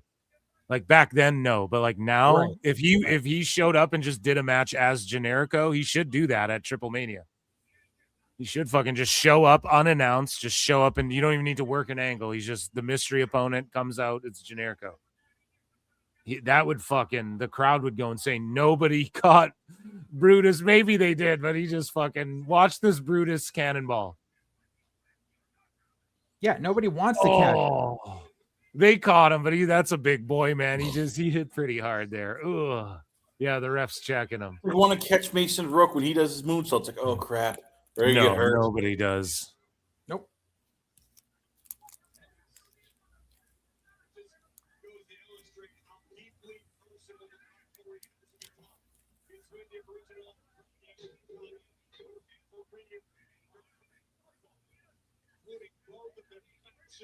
I also kind of hate the fact that they sent the Creeds down there without masks, and then they put masks on them. And I think that's when this whole fucking Americanos versus Americanos thing really jumped the shark.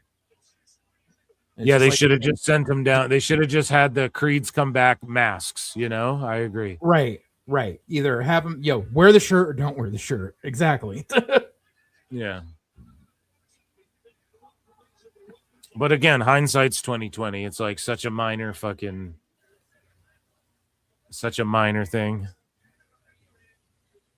I think they're. I also think that the whole program with the War Raiders and the Psycho Circus is a litmus test to see if they can get Pagano and Psycho Clown over as a tag team on Raw.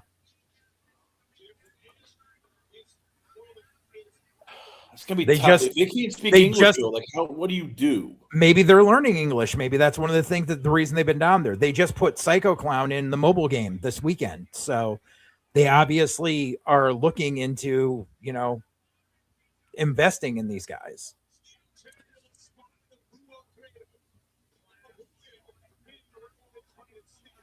Oh, they need stars. I mean, again, they're trying to get AAA a TV deal. So the bigger they can make these guys, the more it'll help with selling. Like, hey, you need to get them on like Fox Sports or Fox Sports Deportes. Are they trying to get him a TV deal though? Because I think they're happy with the way it's going on YouTube. Well, they're on Fox too.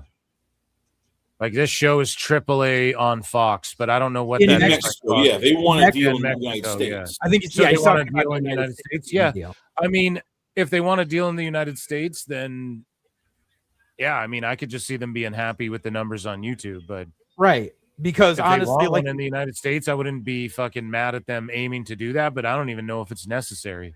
Right. I think they're happy with YouTube because I think if they were to, I don't think they would look for linear television in America. I think they would just put them on fucking Temu. Not Temu, Tubi.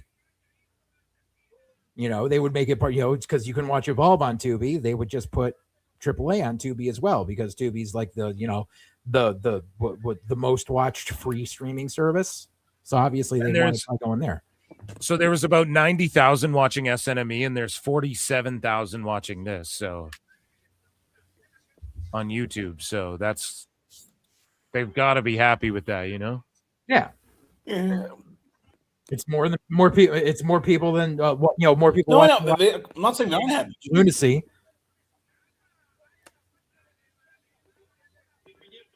They've got the Grande Americano Pinata. Oh. Pinata, Hoovy, Pinata.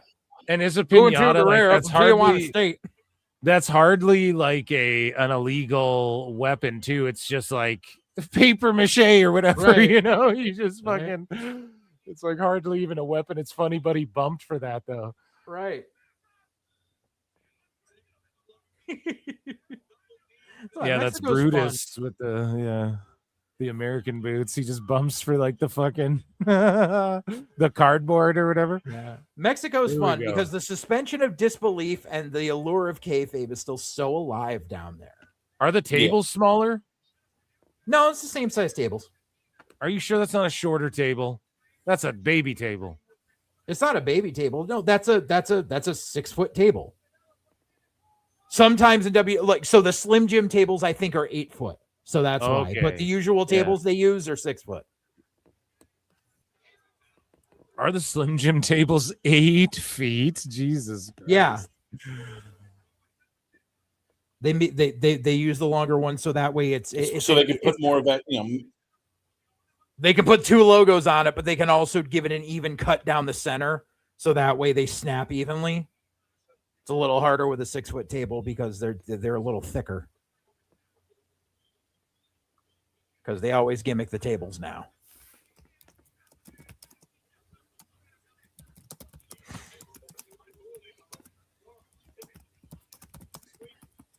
Damn. Julio just knocked this dude. They're just hitting him with the fucking pinata. Oh my god. So Pinata! Pinata, Hoovy! Oh.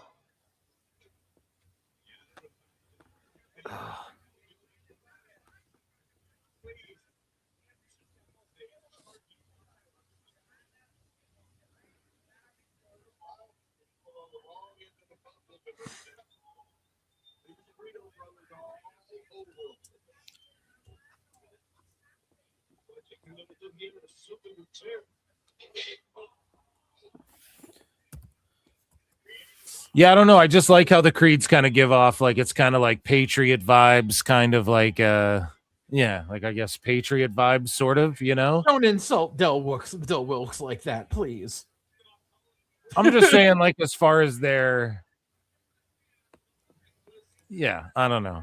I'm not saying they're on that level. I'm just saying that it just sort of has that vibe. Whereas like Rayo and Bravo, Dunn and Bate, they give off they're like dancing it's around the Patriot and like with Tom Brady. How about that? Oh, fucking Tom Brady, man. Jesus. No, like for me, like they're on the level of like the Texas Hangman from AWA. There's another guy I take it you don't like. Not too many good experiences with Tom Brady. You know, that whole fucking you gotta book me twice as the Patriot and Salvatore Sincere, and I want 2 Baydays. Like, dude, shut up. You're not a draw. He used to pull that shit all the fucking time. It was like, bro, nobody remembers Salvatore Sincere, and you didn't buy the Patriot gimmick off of Del Wilkes. You fucking stole it. Del fucking came out and said it numerous times. By the way, rest in peace, Del Wilkes. Wonderful fellow. Del was an amazing individual.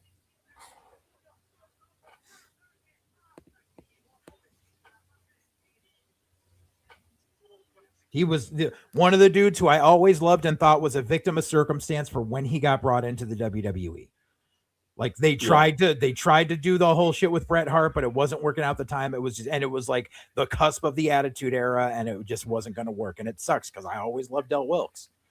And he proved that he could be a main eventer when he was in AWA as the fucking Trooper. Like he was carrying that company in like 1990. No, he broke out with GWF, Global Wrestling Federation. I mean, yeah. It's just it's one of those, as you said, he came in the wrong time, wrong place, and yeah.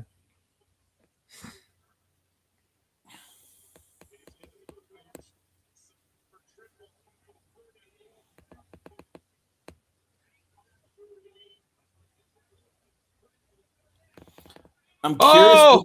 Oh, he's beating him with an American flag. Oh, over the top.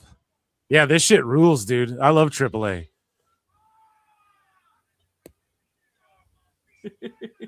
So is this a no DQ match? If the ref's just like, all right, screw it, we'll do whatever. Probably, yeah. It feels like they just made it anything goes, like, because yeah, there's been so many weapon spots now that yeah.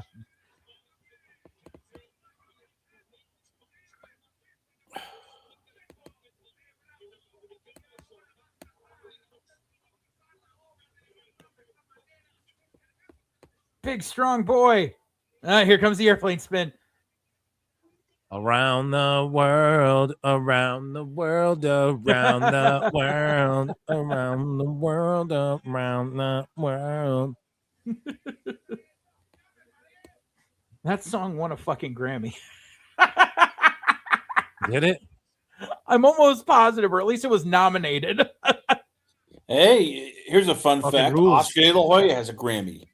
That just shows you that almost anybody can get a Grammy. It's over. Yeah. Oh, yo. No. Ooh, he kicked out from the double headbutt. Oh, Bruto. Bruto fucking kicks out, dude. I'm still so confused as to why AAA is sponsored by Frank's Red Hot and not Cholula. Wrestling's for dirtbags and lily pickers.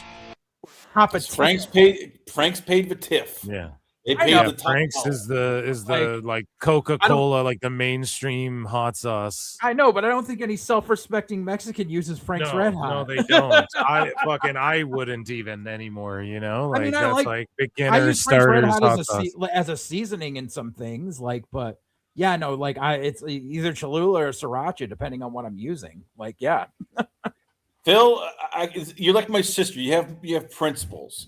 WWE's like Jason Kelsey. You give them a paycheck, they'll take it. We don't give a crap who it is.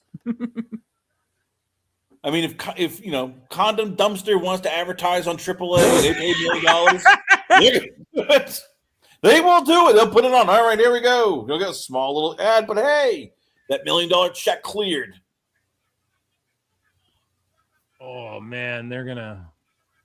Double Collider. Oh, fuck you! They stole the Super Collider from the fucking AOP. Kick out. Oh, that pisses me off. That was freaking Authors of Pain fucking finisher. Super Collider sit out power bombs. Yeah. Instead of the jackknifes. I was a huge fucking Authors of Pain fan. And yeah. Why didn't they work? They didn't work because so here's the problem with the Authors of Pain was at first they didn't want to learn English, and both of them spoke different languages. One was Brazilian and one was Eastern European. So they could never fucking communicate well with each other, which is why they had Paul Ellering there in NXT. The problem was the moment they came to the main roster, Paul Ellering was like, I was only doing this in NXT because I don't want to travel. I have other shit to do. So the moment you take Ellering away, it took away the allure. And no matter what they did with him the first time, they put him with fucking Drake Maverick and everything. They put him with Seth. It never worked out. And then when they brought him back because it was trips like, these are the guys that I wanted to push. So I'm just going to put them all together. And it just did. Final Testament. I love Cross. I love AOP. I love Paul Ellering. Paul Ellering's one of the reasons I got in the fucking business. But together as a group, they didn't fucking work. 450. Oh. Yeah, Final Testament kind of stunk. But the Authors of Pain were awesome. I agree. They were too big. They were two fucking hosses that fucking whooped ass. Like, you know who else was awesome? It'll come to me. Victor and Khan.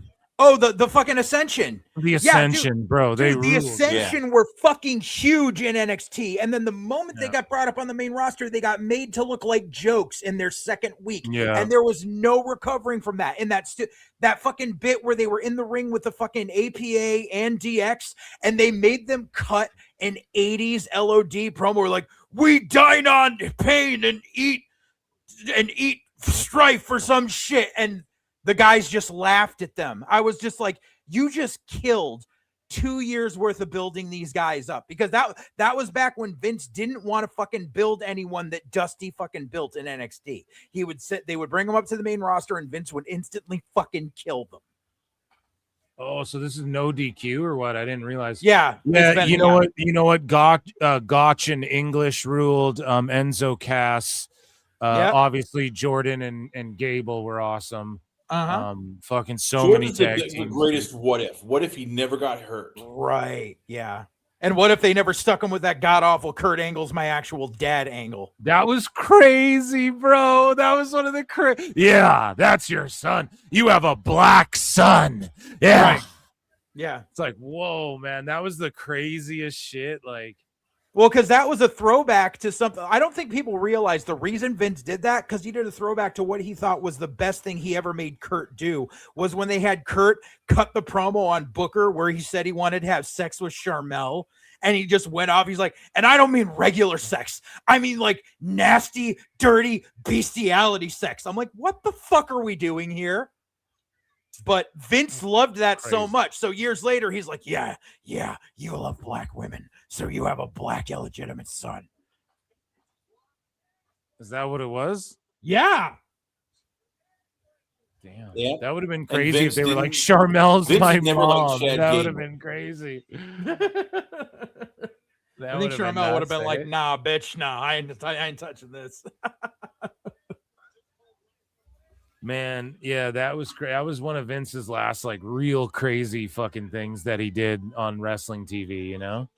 I give Vince a lot of credit, but he became Al Davis towards the end. It's like, okay, you might have been a creative genius, but now it's like you need to. Everybody go runs away. out. The tank runs dry. It happens. 100%. You know? And It's he happened could to me still on hit. occasion. Like I can he admit could it. still like. Oh, what the fuck? It's the original. Yep. And from time to time, Vince, though, like he still like he put the bloodline shit in motion, obviously. Right. Like, yeah, Paul. Yeah, but and that them was were more behind Heyman. it, That but- was Paul Heyman. Yeah, Going, yeah, "You but can't Vince do like okayed it though. Like the buck stopped with him. He wouldn't have okayed it if he didn't see The some two shit of them in it, were and it- agreeing with each other. That was Yeah, why and it it- hit off on all cylinders. And like Vince knew like that was the right move. And in the COVID era, it was like just perfect timing, Right. really. And like I because really got to give it to Vince. That was like his last like really good, and then bringing Rhodes back in too. That was Vince. That was his last like smart idea. No, we got to let him be. I don't give him credit for Rhodes. I mean, that was just like a no-brainer. Okay, we need talent. Oh shit! There's other Grande. Yay! Yeah, dude. Listen to the pop too. Stone Cold. That's right, because it's pre-recorded. Road Warrior pops. Yeah. But yeah, and because that's the thing people seem to forget too, is like, and like props to Vince for giving us the bloodline, which has been the hottest angle in years. But you also got to remember during the COVID era, that's when Vince gave us some of the worst shit possible too. Yeah. Like the bloodline was amazing, but everything under it was fucking terrible. It saved it, man. It fucking saved it. The bloodline shit saved it, man. I swear.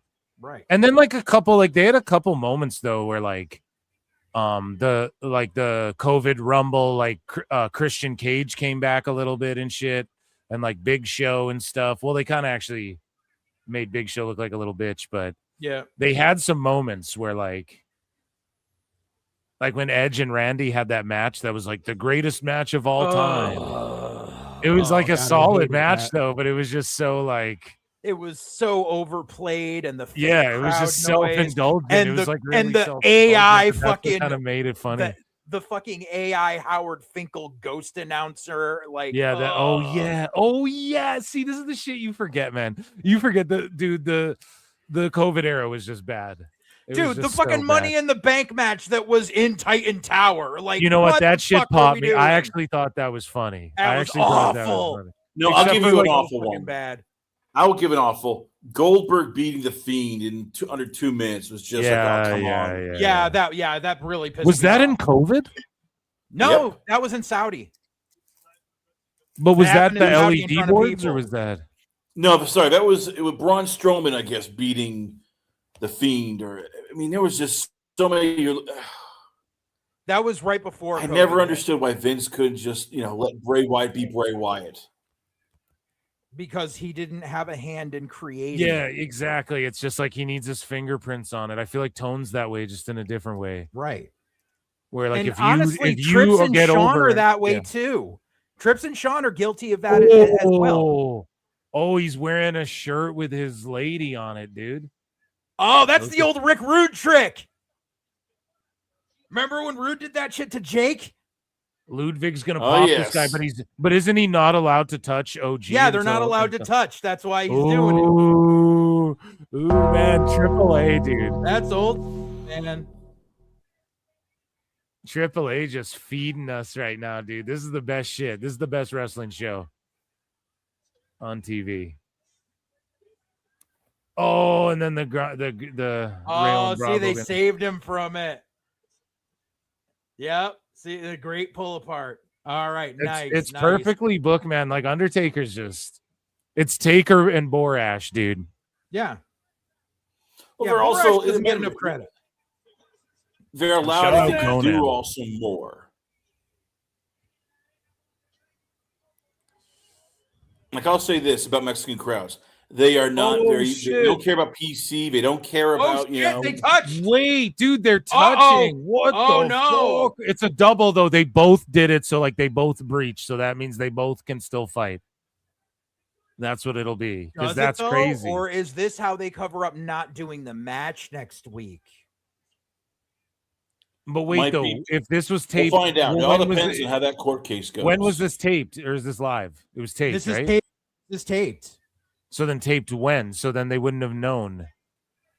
Well, so Kaiser turned himself in on May 20th and posted bond. So that means if this was taped before May 20th, maybe it was Kaiser saying, I'm going to go turn myself in for this. And as a precursor, they shot this angle in case they have to kibosh. Maybe you're right, dude. That could be it. But this is so good. And this is what I was talking about. This is such a good angle right here. Like this is crazy, dude. This is what I was talking about on my show. Was we have to worry about with TKO being a traded company and they have to cover all bounds. Oh, Ray's coming out. Hold up. Here we go. Yeah, let's see.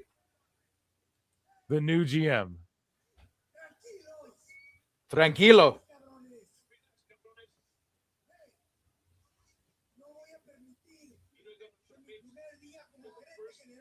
You're not allowed to touch each other.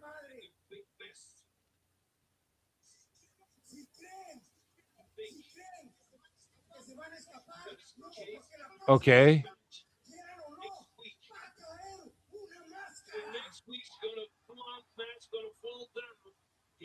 No, he's saying the match is he still on, waved it. dude. The Okay, match yeah, is he still on. basically Yeah, he waved it. waved this. Okay. So Rey Mysterio just coming in, Okay, doing all gangster shit, just like Plenty and Pixel for 5, who says, Phil, you hear what's happening with Danhausen and the New York Knicks? Oh Buddy, yeah, they're I saying that he cursed the Cavs or Flynn. some shit.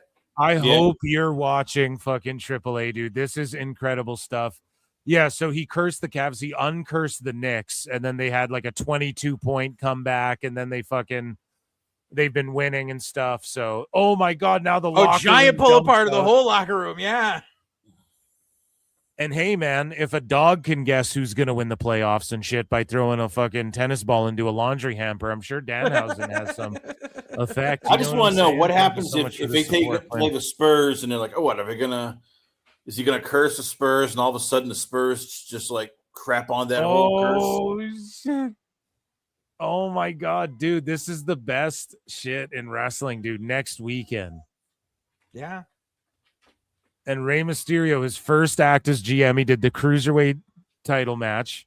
Yeah. And then oh my God, and This Kaiser fucker just threw a chair. oh my God, dude. Holy shit. That's the way you go off Holy air, shit. man. That's some good Holy shit. shit. Holy Good shit. shit. This is crazy. That's some good shit, man. It AAA, is. it keeps cooking, man. Holy fuck, man. So his first act was that cruiserweight match, and then it's fucking we're waving the clause like you guys touched now. It's all good. Like someone will lose their mask next week. Right. Oh my God. Amazing. Plinian says they've had an 11 game streak since getting uncursed. They've won 11 games since getting uncursed. That's fucking insane, dude. This is what I mean. WWE's just on some magical shit right now, dude. That I don't know. It's almost like I like that more than Saturday night's main event. Obviously, SNME is like super over and fucking like you have larger than life stars and shit like that, and it's the NFL of the fuck pro wrestling. Something I just realized. Dude, this is amazing. So I just glanced at my TV screen because I exited out of YouTube. So I'm looking at all the streaming services on my Roku device. And something just occurred to me because Chris has mentioned how they may be looking for a television deal in America for AAA. And obviously I said linear TV probably won't work it. However, considering the relationship that TKO currently has with CBS Paramount, I could see them putting AAA on Pluto TV. Because Pluto already has like a TNA streaming channel and like a wrestling streaming channel where they show like old episodes like Hood Slam and everything. I could very well see them putting AAA on Pluto. Yeah, I mean, maybe that makes sense. I don't know, like, and then what And does just that to mean for... just to dig in the craw of Tony Khan of being like, you're not getting on a streaming service with us, motherfucker. What an end to that show. So next weekend, tomorrow's Double or Nothing, guys. And then next weekend is AAA and then also Clash in Italy. So I'm fucking pumped for that.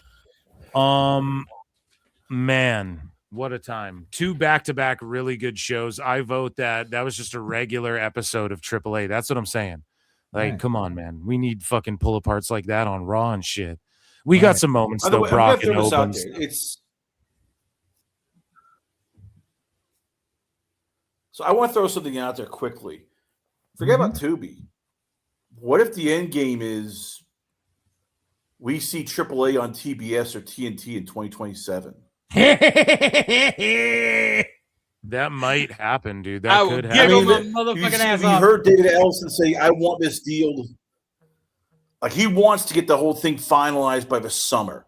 So what's to stop, Paramount from going, we're canceling, AEW. We're going to save money, and we'll take that money and we'll bring in AAA. Or I know that they want to do UFC on TNT and shit like that. Right. They've talked about that, but and they'll still have it.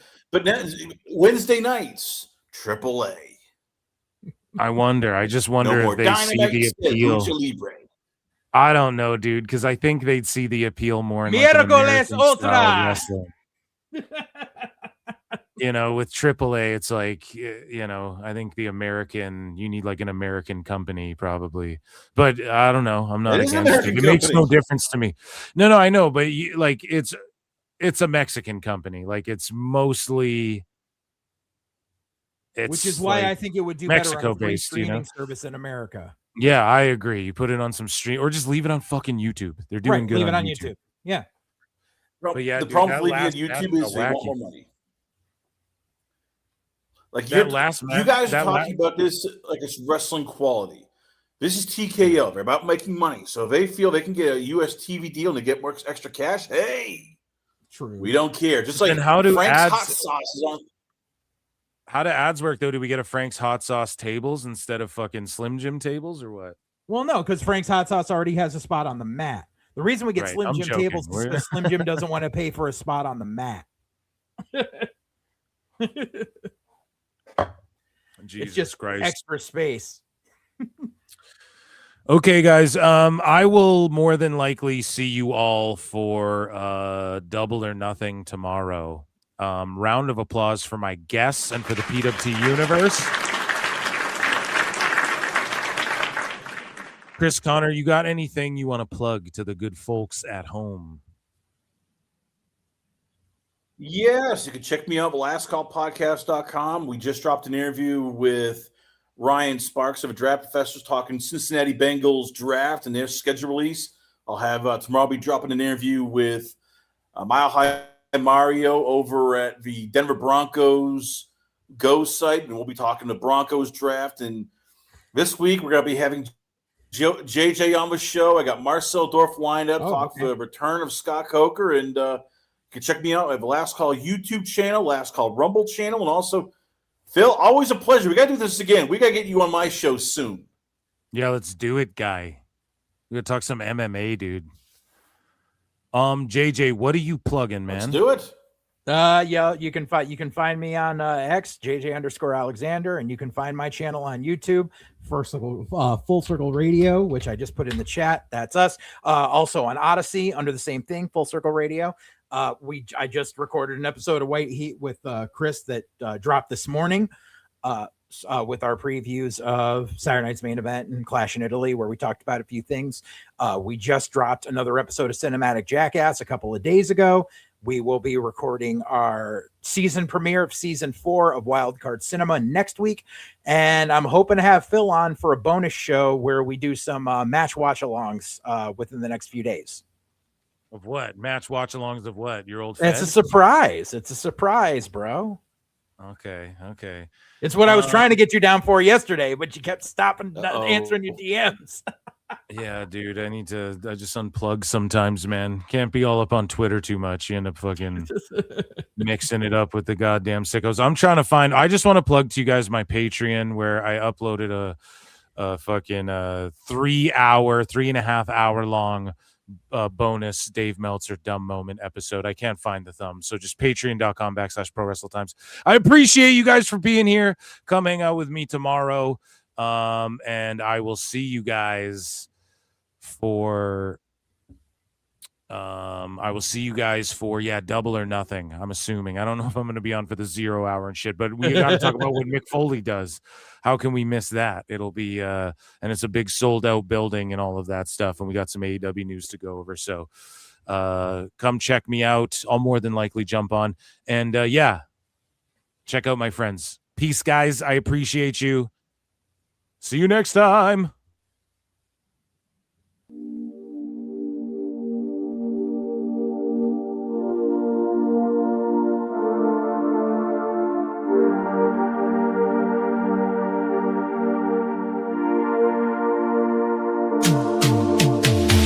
Every booking is golden, you see. Perfect cards crafted for you and me. Yeah, the best guys, Tony Khan, it's true.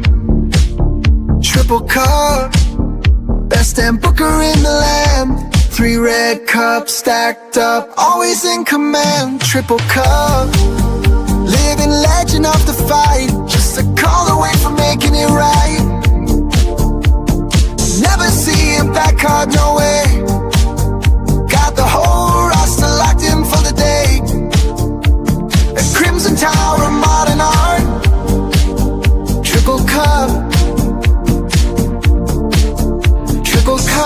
Booking is golden, you see. Perfect cards crafted for you and me. Yeah, the best guys, Tony Khan, it's true. Triple cup, best damn booker in the land. 3 red cups stacked up, always in command. Triple cup, living legend of the fight. Just a call away from making it right.